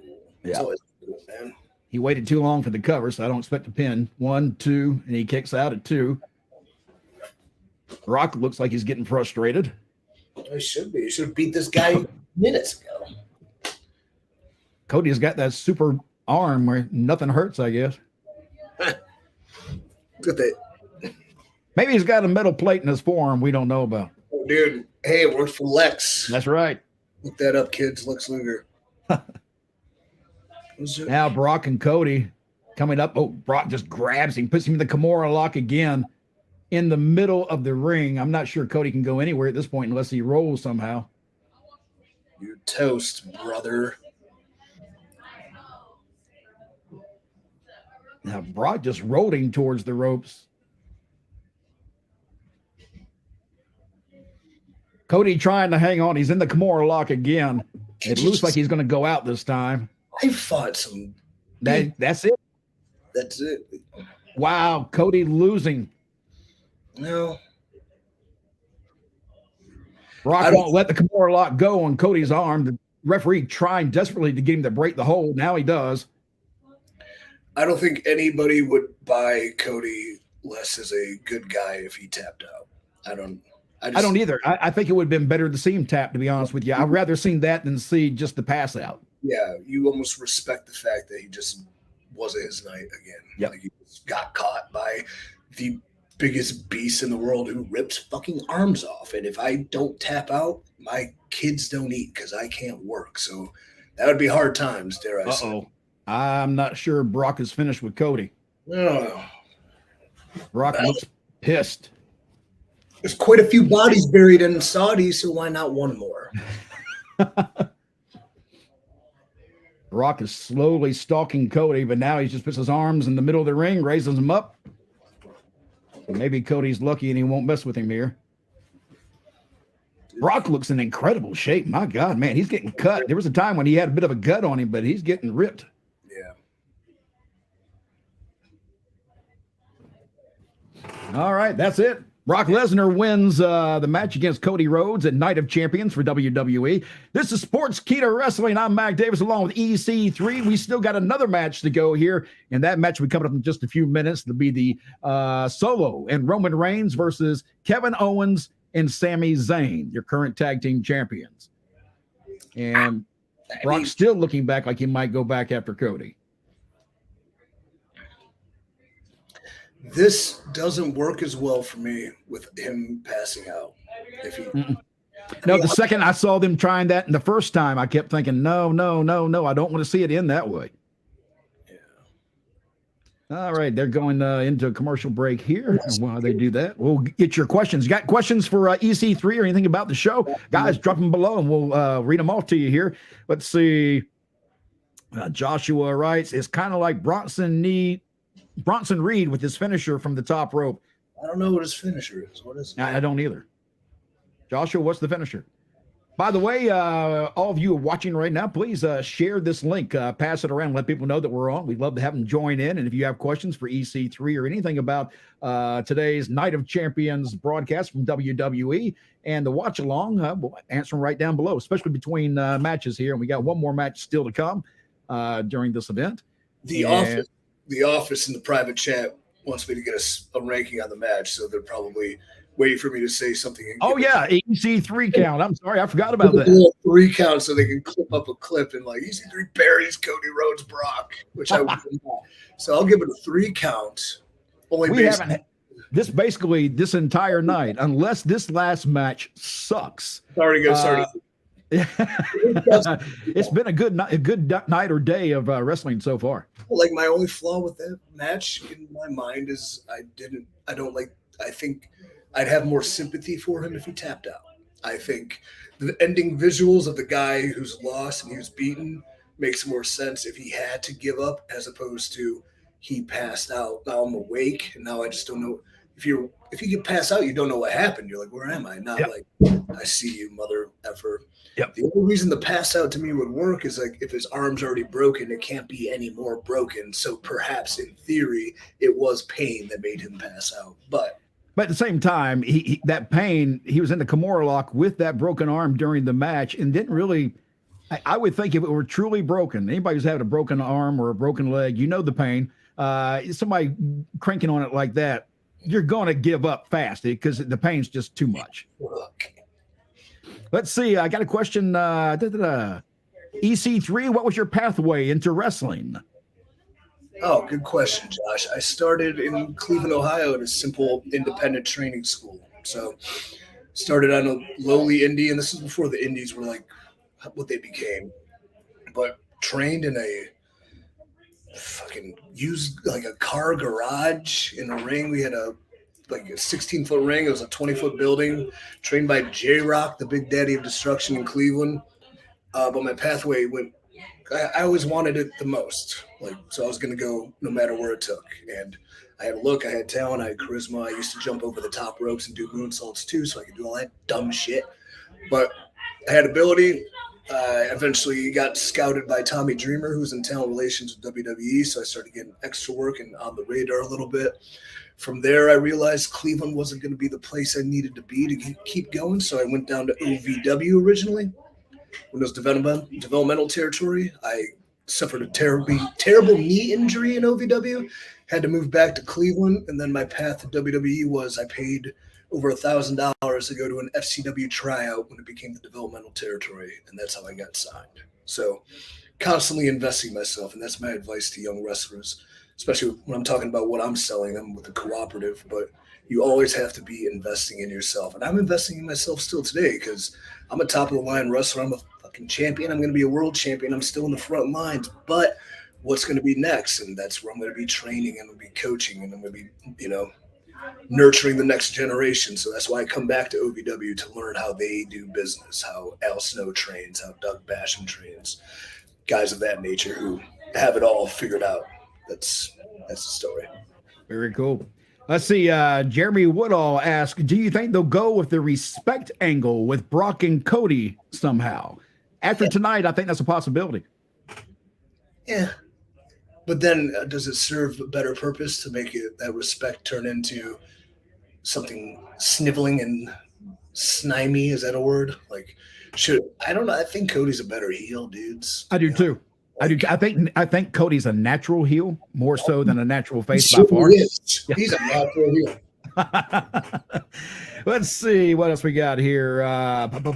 Who else remembers when WWE did not have commercials on their pay-per-views? That's Johnny Autism Wrestling. They always had little buffers. It's not full tilt. Like, yeah, I don't want to see the Little Mermaid commercial either, Johnny, but they always had some sort of like buffer thing in between matches, and especially when you had a big match. Yeah. Like, you need to take time too to like reset and digest what happened. So it's okay. It's okay, yeah, John.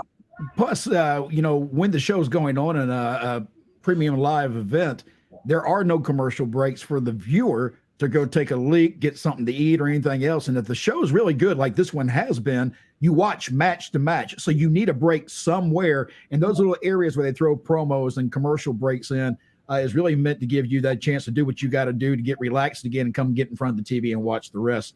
Yeah, not everybody's like us. We've been talking 2 hours and 42 minutes straight. And I haven't had a bathroom break yet. No, you haven't. You're probably wearing those diapers. No. I'm not in those yet. And I'm drinking coffee, which means I should be. But, hey, I figure the second I stand up, it's over with. I was thinking about getting coffee, but I guess we're almost done. So I actually can get out of here before that show starts. Yep. Yeah, I hear the people in the background starting to get ready because I can hear some voices in the back sometimes. Oh, I'm trying to mute. Yeah. Okay, never mind. What do you want? Come on in. Come in. Come on in. Yeah, come on in. All right. They don't come in. Oh, that's a good bit. Roman Reigns celebrates 1,000 days as champion. And they say that's this coming Friday on SmackDown, but today is actually the 1,000 days is what I read. So I'm confused. Maybe today's the mark, but they're going to just celebrate it on SmackDown. Big party. Like, yeah, Roman doesn't want to have it in Saudi. He wants to have it in Greensboro, North Carolina or something. Wherever they're at. And he could be walking around with a tag team title to go with it when he gets out there. Oh, he needs more titles, I think. Oh, yeah, he needs plenty more of those. I got to stretch my butt. Oh, go ahead. The Usos and Roman Reigns and Solo, along with Paul Heyman, are not getting quite as well along as they were about a year ago. It's to the point now where the Usos seem to be getting tired of Roman, and Solo now, who seems to be getting into this tag team match unwillingly, really, with Roman, because I think he feels more connection to his own brothers. So what happens tonight could be interesting. It could be Roman Reigns having a really bad night tonight. Although I tend to believe there may be a possibility that we see him and Solo walk away with those belts, because then that gives you the Usos, Solo, and Roman having to go against each other to settle the score. Maybe that family dynamic would be much better. That's the way you just sold that was like a car salesman. Like, I'm all in. I'm just rambling on. No, but that all has depth. Now I'm intrigued. Paul Heyman, probably one of the best mic workers in the business when it comes to managers. Your thoughts? Yeah, for sure. Yeah. I wrote this piece called The Art of the Promo for the Cyn Cooperative. And there's a Paul Heyman formula that I kind of like bring to light. That if you see how he does things and builds people up and he takes it away and he like sucker punches them and things like that. So yeah, I wrote like 100,000 words about wrestling. So I hope dude, it's crazy. I'm nuts. But these are all the things nobody teaches or nobody talks about. Like you can get a guy in a car, like a veteran. I'm in here. Okay, someone getting dressed in there? No, I need it for my live stream with the fans of Sportskeeda. Anyways. Tell them next time they knock on the door to bring a donut with them. Yeah, I've been in the closet for 3 hours now. To be honest. No, but like, yeah, writing that was cool and the art of the promo. So, yeah, the art of a promo is something I've used that line many times because I really believe that there's an art to giving a promo and how to do it correctly that will make people want to listen to what you have to say, not just go, what? I think I'm gonna send you the art of the promo so you can read it and give me some feedback, maybe. Oh, absolutely, send it over. Yeah, but promo is the thing that I love most in wrestling. It's what drew me into wrestling originally when I was young. Watching the guys grab that mic and just make you want to come in and watch the fight. That's all I needed to know. That's why I got in sales later on because I learned how to do sales. So sell it, brother, sell it. And we're still waiting for this match to get underway between Roman Reigns solo against Sami Zayn and Kevin Owens. There's so many assets in wrestling that can give you life experience for something else. So you learn, you like promos, that inspires you to be in sales. So sometimes wrestling is college for life. Yes. Well, I mean, really in wrestling, when it comes to anything in entertainment, wrestling's fantastic for anybody who wants to get into entertainment. You learn how to be to work on the fly, how to use the microphone on the fly, be comfortable enough to be able to handle the situation when it pops up, and even camera angles, how to work a camera. You know, all these things are important when you get into other forms of entertainment. And wrestling is like a crash course for anything you ever need to get into wrestling. I mean, into entertainment with. Greg, I don't know yet, actually. I don't know the card. But they're going to lose, so I know that much. Who you're facing tonight at OVW, yeah. Another person knocking on the door. Come in. Now, if you ever take people from outside of wrestling that are in entertainment, though, and bring them in, I think we talked about this earlier. It's like this is complete chaos and nothing makes sense. Yep. Like, where's my trailer at? You know, like, you don't have a trailer. You have a broom closet. We're in the Staples Center, though. Yeah, I know. So guess what? We can't use the Lakers locker room, so we got to use the closet, okay? Because we're not the Lakers. I've said many times before that it's funny. A lot of people have this idea of what it's like for wrestlers backstage. I promise you, it's nothing fancy. It's what you see in the background right now is a lot of what you see when you're at shows. It's a concrete corridor in most cases that you're walking around with rooms off of the concrete corridor. There's nothing fancy about it. Yeah, and you could be in a broom closet. Yeah, this is not a glamorous life. Now, when we go to places like Saudi, we're taken care of by the country. I mean, there's extravagant like meals. The hotel's fucking amazing. Like, there's a lot of perks, but for the majority of what we do with wrestling, it is living below means. Like, there's no glamour. It's like a Marriott is glamorous to us, and Marriotts are sweet. I mean, townhome place is awesome. Yeah, a rental car that can fit 3 people who are big. Like, oh, we got a Chevy Cruze. Good. Like, we're lucky we're not getting bottle service and Escalades and shit. Not at all. Roman Reigns now coming out with Solo and Paul Heyman. Roman rules. Yeah, it doesn't matter how bad he gets. People still love him. And he's one of the good ways, though. People love to hate him when he plays the heel. And that's the way I like it. John Cena always had that 50-50. And I never cared for that. I wanted the fans to either hate him or like him, one or the other. Right. Makes the job so much easier when the fans either hate you or like you because you know where to go. True, but at the end, too, as long as they're making noise, boo, cheer, both work. If they're indifferent, then it sucks. If they don't care. And dead silence, you certainly don't want. Johnny Autism Wrestling, I don't know who Brett Buffshay is. Yeah, I saw that. I just skipped it because I didn't know who it was. Yeah. The fact I know Manny Lemons shocks me. Manny getting several shout outs on the show today. Really? Boy, they're taking their time getting to this main event. Really? Come on, guys. Yeah, we got 126 in here right now. Hey, everybody share this link. Let's get everybody on here for the main event and drop your question in. Let us know your thoughts on the main event as we go through it here. To be Solo and Roman facing Kevin and Sami. Still waiting for Kevin and Sami to come out. They're your current tag team champions. And again, this is Sportskeeda's coverage, a watch along of WWE's Night of Champions. We appreciate you coming here. And like I say, please share it around. Subscribe, hit that subscribe link. We'd love to have you also on YouTube. And you can catch EC3 and I on other shows as well on Sportskeeda. All you have to do is just look around, pop around. There's plenty of them there. So there's a lot of content that you can get. Wrestling Outlaws. Wrestling Outlaws. And with me, you can go to Road Trip After Hours. I do that show with Teddy Long on YouTube on Fridays, and on during the week on Sportskeeda, I'm with Teddy Long and Bill Apter for the Wrestling Time Machine. So that sounds fun. It's a lot of fun. I get those two old guys in there, and I shouldn't say, oh, Teddy's going to give me crap now. I shouldn't have said that. He'd be coming in his little, what's that suit he wears to work out in, that like thermal suit? Those little track suits. Yeah. Yeah, Teddy's always been a trip to hang out with. He's something else. I could finish a chapter of War and Peace during Roman's entrance. Oh, I know. I'm sitting there going, they're still taking this entrance in right now. Dude, the feeling of being that over, as they would say, and just being able to do that. Like, you go to the, how long do you have for your match? Oh, 50 minutes. Work with Roman. Well, why? Because he takes a 20-minute entrance. Yeah. That's power, man. That's cool.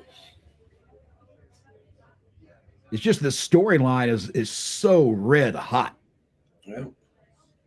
Fans, everybody, looks like there are more people on the stands or for Roman than not. Now they got their little 1,000-day signs.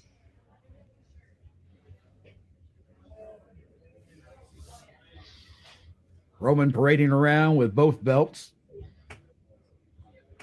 I still don't understand those two damn belts. It's basically just one belt, but he's carrying two, right? Yeah, because one was the World Raw and Raw. one was the SmackDown, right? Okay.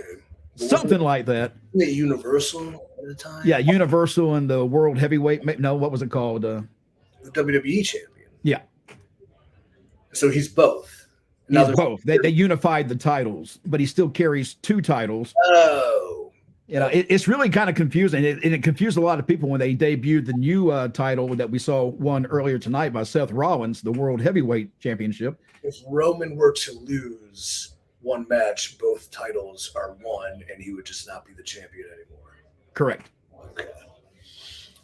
Yeah, you shouldn't confuse an audience like this. Like, and the problem was when Triple H came out and made the announcement of the new title, he changed what he said the second week. And I'm guessing maybe somebody got in his ear and said, oh, we got to do it this way, if you know what I mean. So they had to tweak things a little bit, and it made it confusing at that point. And a lot of people have been saying since then that it's been nothing but confusing. So, we'll see. Kevin Owens comes out, but Sami's not with him. Sami's music hits, but he still hasn't come out. There he is. Finally, he comes out. What is he wearing? He's one traditional robe, I guess, for Saudi Arabia. Cool. They love him. And this is Sami's first time in Saudi Arabia. He wasn't able to make the other matches of the shows before this one for some reason, and now he's here. So, do they unify the tag titles too? So they're. See, there's so much confusion because they're not two different brands. That's the thing I've been bitching about the most. If you're gonna share talent across brands, there only needs to be one heavyweight title, one tag team championship, one women's championship, and let it be. But they don't. They say, oh, we got one for this group and one for that. Yeah, but you're mixing everybody together. It doesn't make sense anymore. Right. That'd be like you know the Super Bowl, but here's the Party Bowl winners are over here. Yeah. Why what did they win? Did they play the Super Bowl guys? No, I don't know. Whatever. Sami and Kevin are in the ring now. Roman just grinning like this is going to be nothing. Quite smug. Yeah, Roman's gotten really good at his facial work and his just the presentation that he puts in the ring, because for a long time he wasn't that believable, but now he's kind of fallen into a character he seems really comfortable with.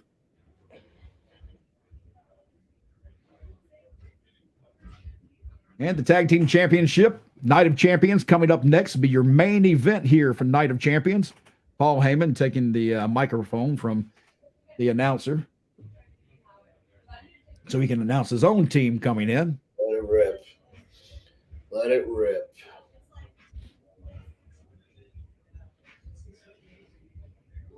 I haven't looked at my email in days. I have way too many things going on. Delete. Delete. Oh, I'm interested in... I see other people saying that it's also confusing what we were talking about the belts. It is confusing, guys, and I'm hoping that all that's going to settle down a little bit after we get past Night of Champions. I think we're going to start seeing these belts kind of fall in the right place at the right time. Mac and EC3, I don't like Roman Reigns at all right now. When I went to SmackDown, I was getting the middle finger, and he looked at me and just smiled. Oh, he did, didn't he? That's funny.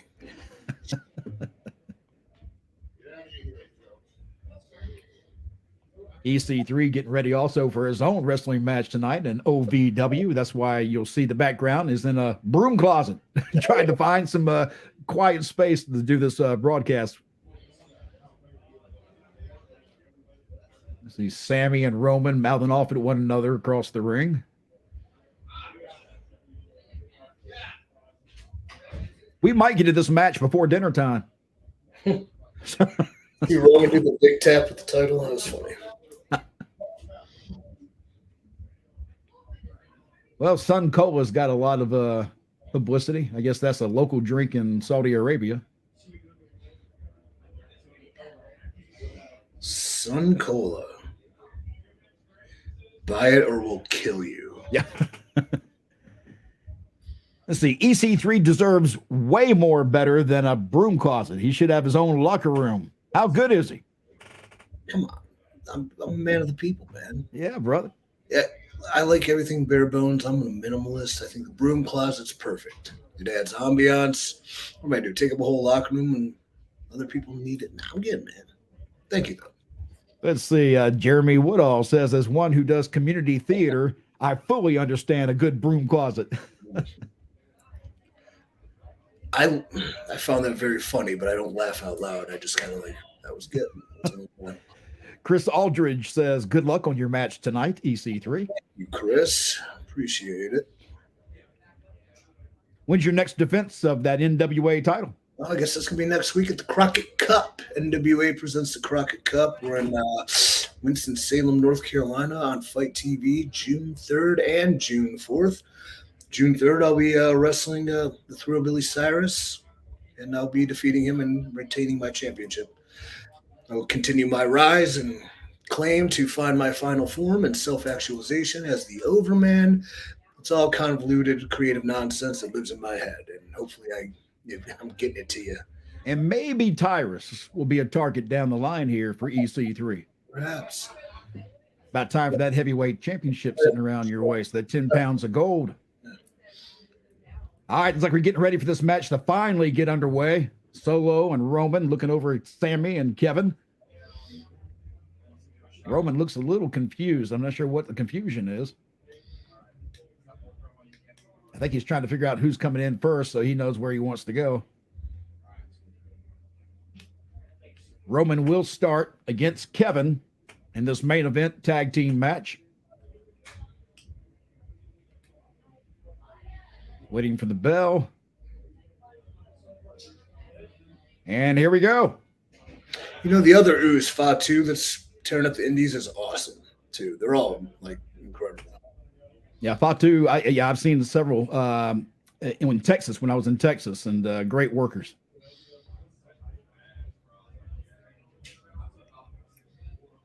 And this crowd is, boy, they're really jacked for this match. Is the crowd going crazy? Yeah. Okay, see that you don't move. Let him go. Let him go. Yeah, you don't do a thing. Mm-mm.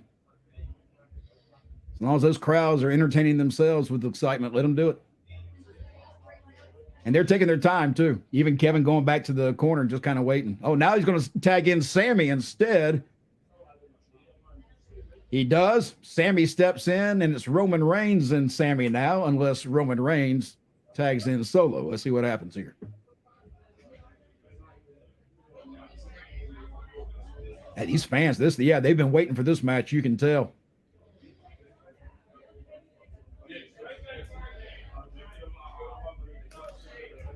Joshua gets it, man. Just ride the waves, baby. Just ride the waves.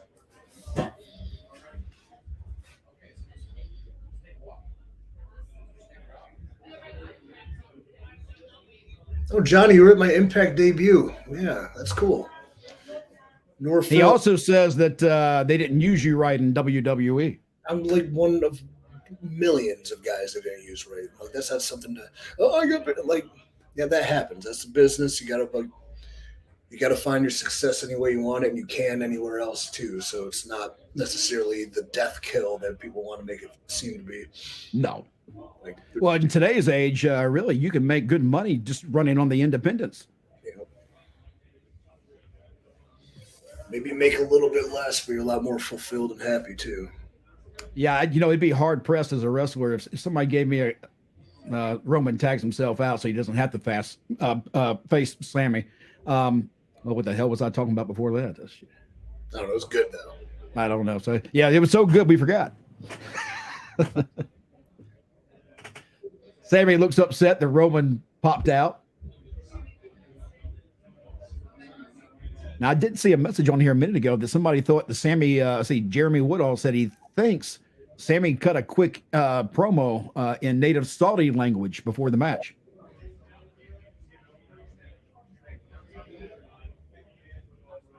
Yeah, look at this crowd. I mean, they're still just fired up. This match hadn't even really started at all. The WWE Night of Champions. Watch along right here on Sportskeeda. I'm Mac Davis with EC3. Got a question for either EC3 or anything about the show? Drop them in the chat right now. We'll try to get to them as we move through the last and final match here.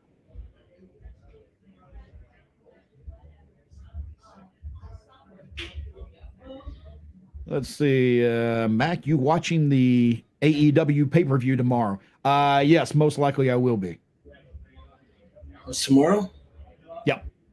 I got a date. I always look at it this way. I can always watch it later if I need to. Priorities, brother.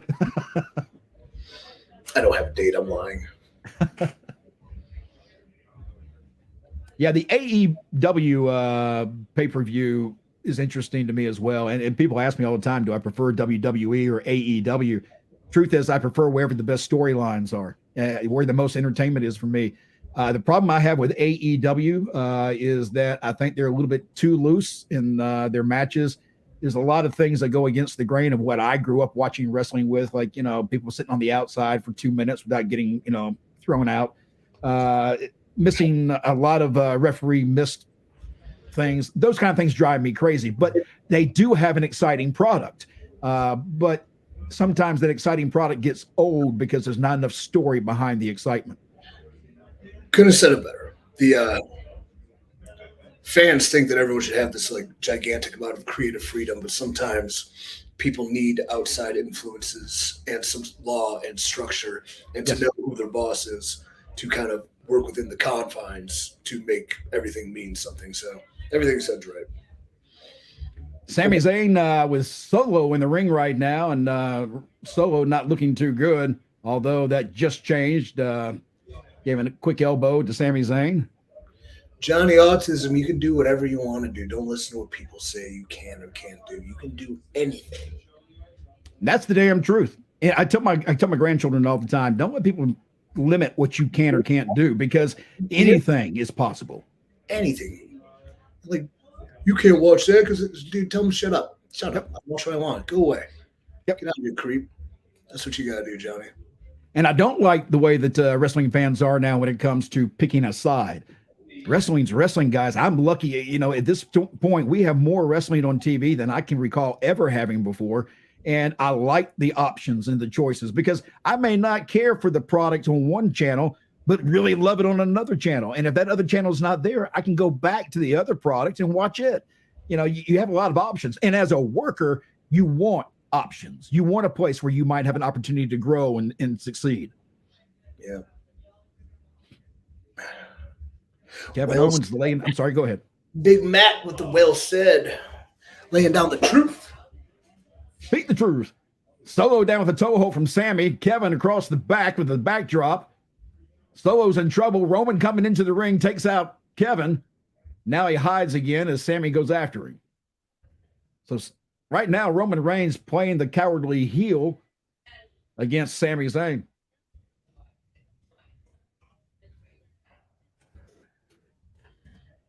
I don't think this crowd has really sat down much since they came out.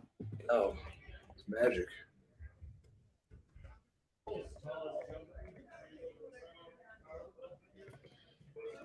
You should tell that Georgia promoter you work for to bring me in. You can manage me. Well, Teddy and I were working with a Georgia promoter for a couple of years, and he just went dark. Oh, imagine that. Yeah. You're kidding me. Wrestling? No way. Imagine that. Yeah, but Teddy and I kind of knew it was coming anyhow. That's why we started up Road Trip After Hours, because we knew where that was going, and we wanted to keep working together doing something. So, what kind of demographics that show? Yeah, it's it really is. I would say 25, 54, which of course is where you want to be. But the truth is, it runs the gamut because of the Teddy being a little bit older. That allows us to talk about things that some of the fans would have to be much older to understand. But at the same time, we talk about the new stuff too.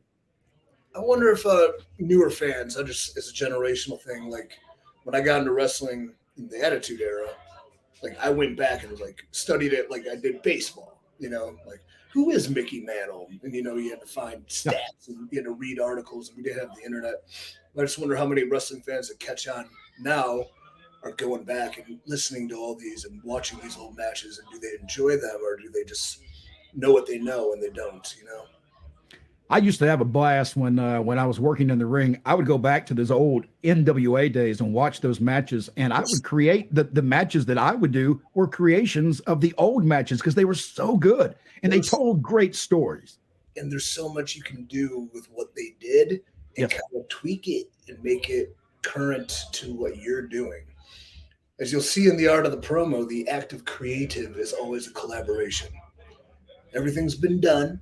Every move's been done, every word's been said, every note's been written, but it's the combination of them and what influenced them from where you got them that make them your own. Roman Reigns now finally with Sami Zayn in the ring, and he has control of Sami Zayn right now, going for a 3 count. He got maybe 1.5 on that count. And Roman has been threatening the referee several times in this match so far. I like Joshua Forster. He gets it too. Yeah, actually, Johnny Autism Wrestling also says, I just want to say to EC3, thank you for being so nice to me, and thank you for answering my questions. I would love to see you come have a match at DCW. Tell DCW to drop me a line. Say your demand EC3, because guess what? I do want to go to Salt Lake City because I like mountains. So I'd definitely come out there. Things breaking down a little bit on the outside. Solo with Sami. If you get me booked on the show, I'll give you 10% as an agent fee. What do you think? Hey, there you go. Easy squeezy. I just don't want to talk to anybody. Just add that extra 10% when you give them your rate. Right. Sam. Roman Reigns hops out, grabs Sami, throws him back into the ring now. And the fans are just giving Roman hell. Wow. Yeah, having that audience in the palm of your hands, that feels so good. It does, man. There's nothing like it. Just it's power. I don't know. It's hard to explain, but you just have the control to make people cheer or boo just with a simple move. There's something to it. That's why it's so hard for people to give it up sometimes, too. Like guys that retired, they're still talking, I can do one more. Yeah. It's the most addictive thing you can have. Ooh, slugfest in the ring. Roman Reigns, though, just right hand takes Sami straight down to the mat. And Roman's just working the Saudi crowd. And they are just hating on him. I mean, hating. This is a good match. Roman, first off, his punch, super believable. Second, like, Sami caught him a couple times in the guts, and he still goes back to, like, all right, those got me, you know? That's the little things that he does so well that a lot of people forget or don't do. Solo still needs a little bit of work, but he's come along pretty well, too. Yeah. It's impossible for an Oos to be a bad wrestler. They're all. That's true.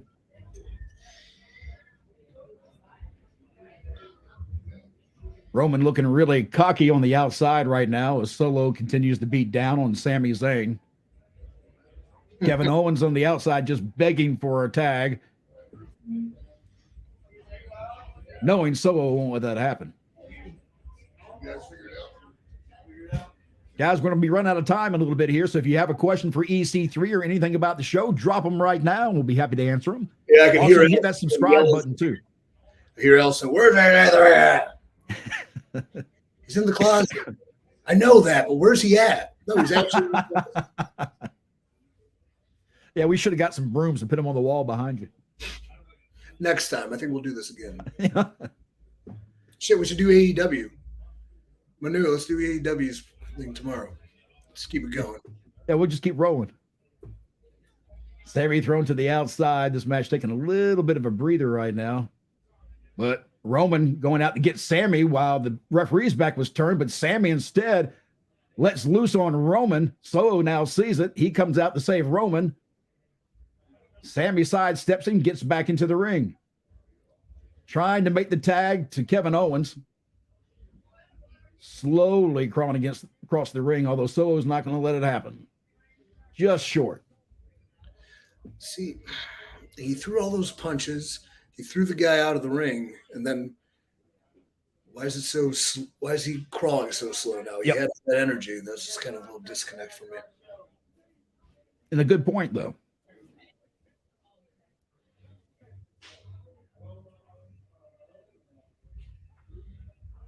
Solo slapping Sami around as he's got him sitting on the top rope right now.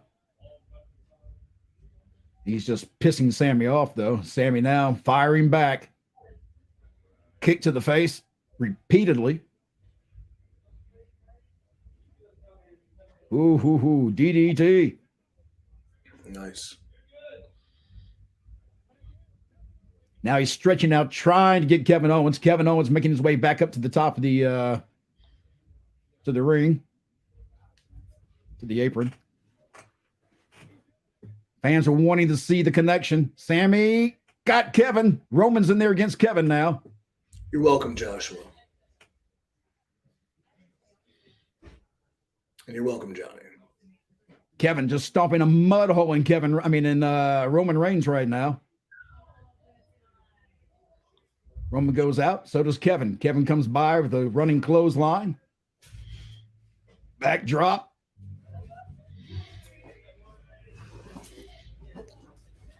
I'm going to throw him back in the ring now. Guess I should put my boots on, huh? Boom. Super kick to Reigns into the corner. That sentai he does is vicious. Look at Roman feed him the comeback.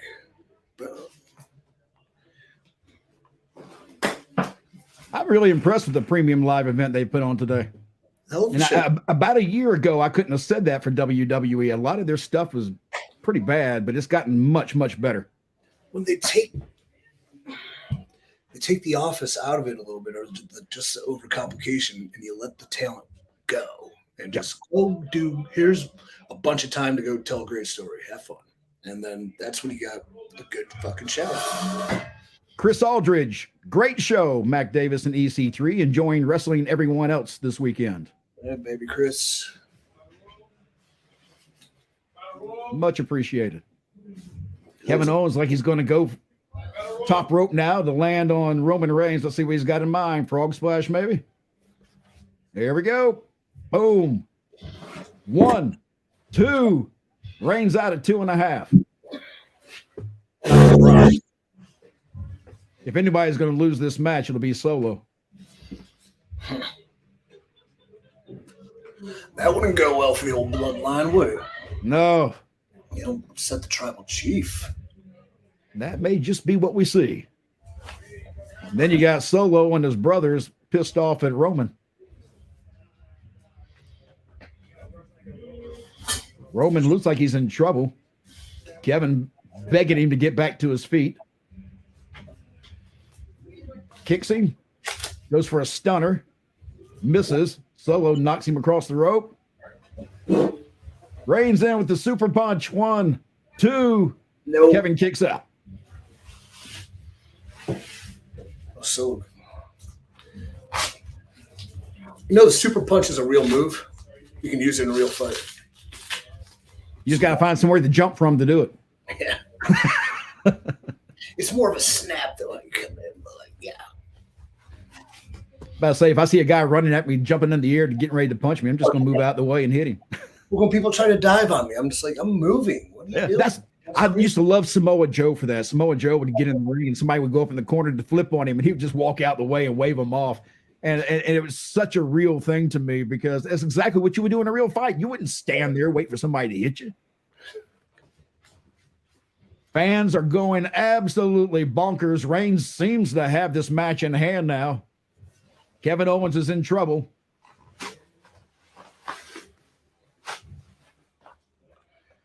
This is pretty wild. The second this is over, I got to go fight somebody.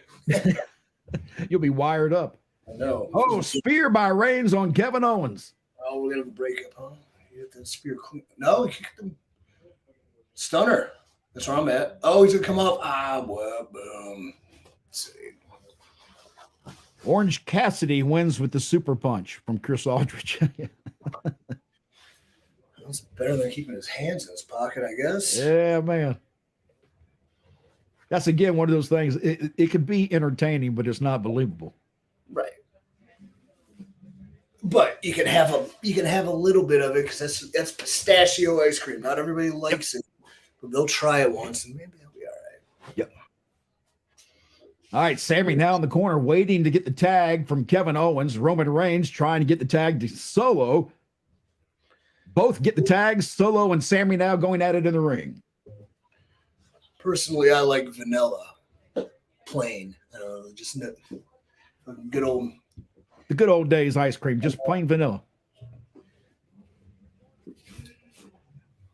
Solo sent over the top rope. Sami remains in the ring. Let's say he's going to do a dive, I would imagine. Yep. This is one of those cases where I would just move.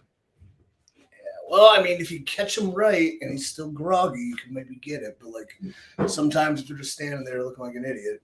Yep. People have dived on me. I've dived on people. Like it's about what you do prior.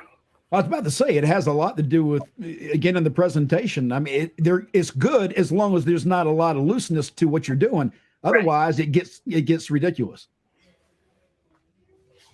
But that's super impressive. That flying front flip over a top rope. Spinning power bomb by Sami Zayn's on Solo. Solo 1, 2, nope. He never wins with this, but he always looks like he's shocked. In this match, we're probably getting close to the end of this match. We're in the go home, daddy. And you've been watching the live watch along right here on Sportskeeda, a Night of Champions from WWE. Been a really good premium live event. Yeah. I do not feel we wasted our time. I feel it was good.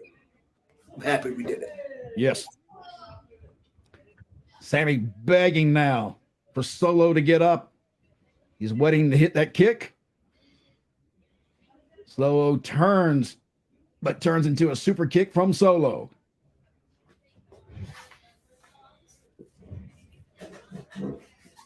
Oh, kick to the face on Solo. Emmy. Oh. Sami thinks he's got Solo now. Aruba kick, there it goes. Got him. E-bone, wild. 1, 2. Roman Reigns stops it.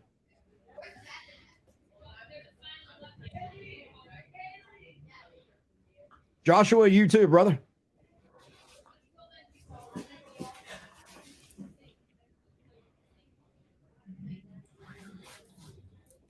There goes Roman laying rights into the head of Sami Zayn over and over again. Referee trying to tell him to quit. He gets back in the referee's face again. This is several times he's been doing this.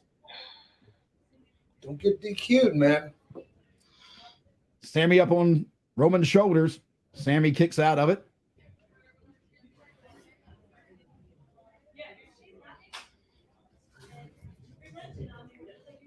There, I knew that referee was coming to the play somewhere. Referee just took a spear from Roman Reigns, so he is now out of the match at this point.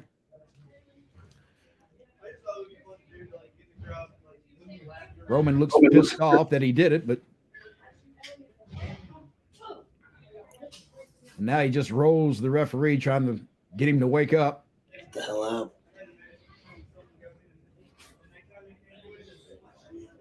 Now Sami sees Roman dealing with the referee, and he's just waiting to do a super punch on Roman. Yep. Oh, here we go. Boom, super punch. Reigns goes down. Fans are going crazy. Now he's waiting for that kick again. Roman coming up into the corner. Here comes the kick. Super punch by Roman Reigns instead on Sami.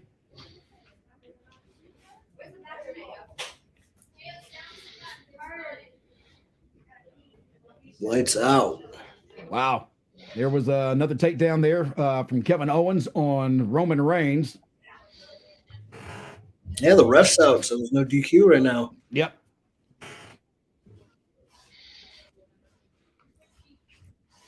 Roman Reigns into the steel steps by Kevin Owens. I'm not sure where this match is going to go. Kevin clearing the announcer's table. See if he's going to pit Roman through this.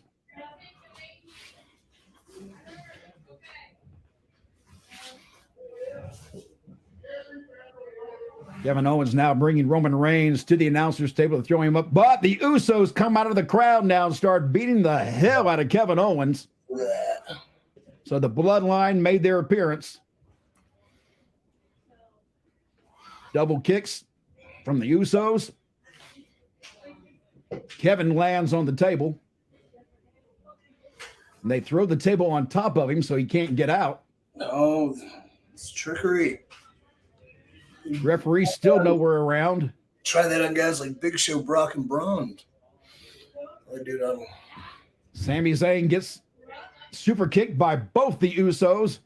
And now, oh, the Usos super kicked their own brother solo. Why? They did it by accident. They missed hitting their target. Oh, no. And now Roman does not look happy. That's Comes into the ring. Caught Facing off with the Usos right now. The Usos look worried. Shoves Jay out of the way. Or Jimmy. Trying to talk to each other, but Roman's doing more yelling than talking. Uh-oh. Now he just pie-faced. Pie-faced him again. And the Usos retaliate against Roman Reigns. Fans are going crazy. Wow. They have lost their minds. That's it. Now his brother's going, what are you doing? I got a feeling we're going to see a double kick here. What you think? Yeah, I think you got to have it. Put him down. Put him down. And they're still arguing in the ring about what they're going to do while Roman's sitting there getting his sense about him again. His bearings. Boom! Another super kick. Reigns completely out of the ring now. He rolls out of the ring. But Jimmy and Jay don't appear to be on the same page.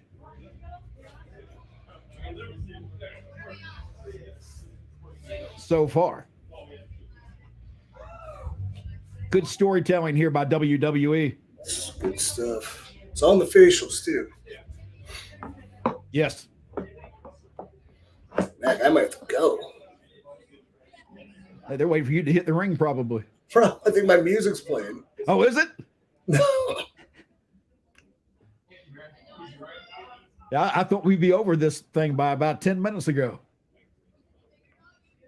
Usos now are leaving the ring, so I guess we're getting close to the end here. Solo back to his feet in the ring. He's the only one standing in the ring right now. And brothers fight, dude. You know, that's going to happen. Yep. Uh-oh, somebody coming in. There's Kevin Owens. Spins Solo around. Goes. There we go for the stunner. Sami Zayn in the ring. Kick. This has got to be it. Where's the referee?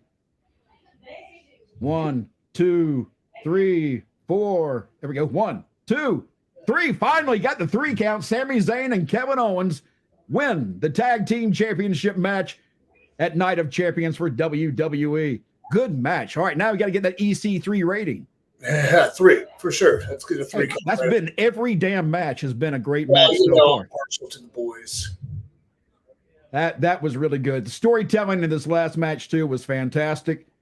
And everybody who joined in, guys, we appreciate it. This has been a blast. We have had a great time. This is, like I say, EC3 and I, this is our very first time doing one of these, so we didn't know what to expect or what to do. So we appreciate you joining us and sticking out. I hope the Keeda has us back. I think we're on to something, and like this is a test run, and I think we knocked it out of the park, and it was because of these great fans and your quick banter. And the whole Thank you, sir. I certainly appreciate it. I appreciate your time. I know you got to get ready for a match here, so I'm not going to make you stick around much longer. But good luck tonight on the OVW match. And if people want to get in touch with you when it comes to CYN, tell them again how they do that. At the Real EC3 on all the socials, Facebook, Instagram, Twitter, EC3 at freeec3.com if you need to get a hold of me, or office at controlyournarrative.com. And when it comes to Sportskeeda shows, you can catch me every week on Sportskeeda with Bill Apter and Teddy Long for the Wrestling Time Machine, and every Friday on YouTube for Teddy Long and I for Road Trip After Hours. That's it. We're out of time. This has been a great pay-per-view event, and EC3, I enjoyed it, brother. Me too. See you We'll soon. see you next time.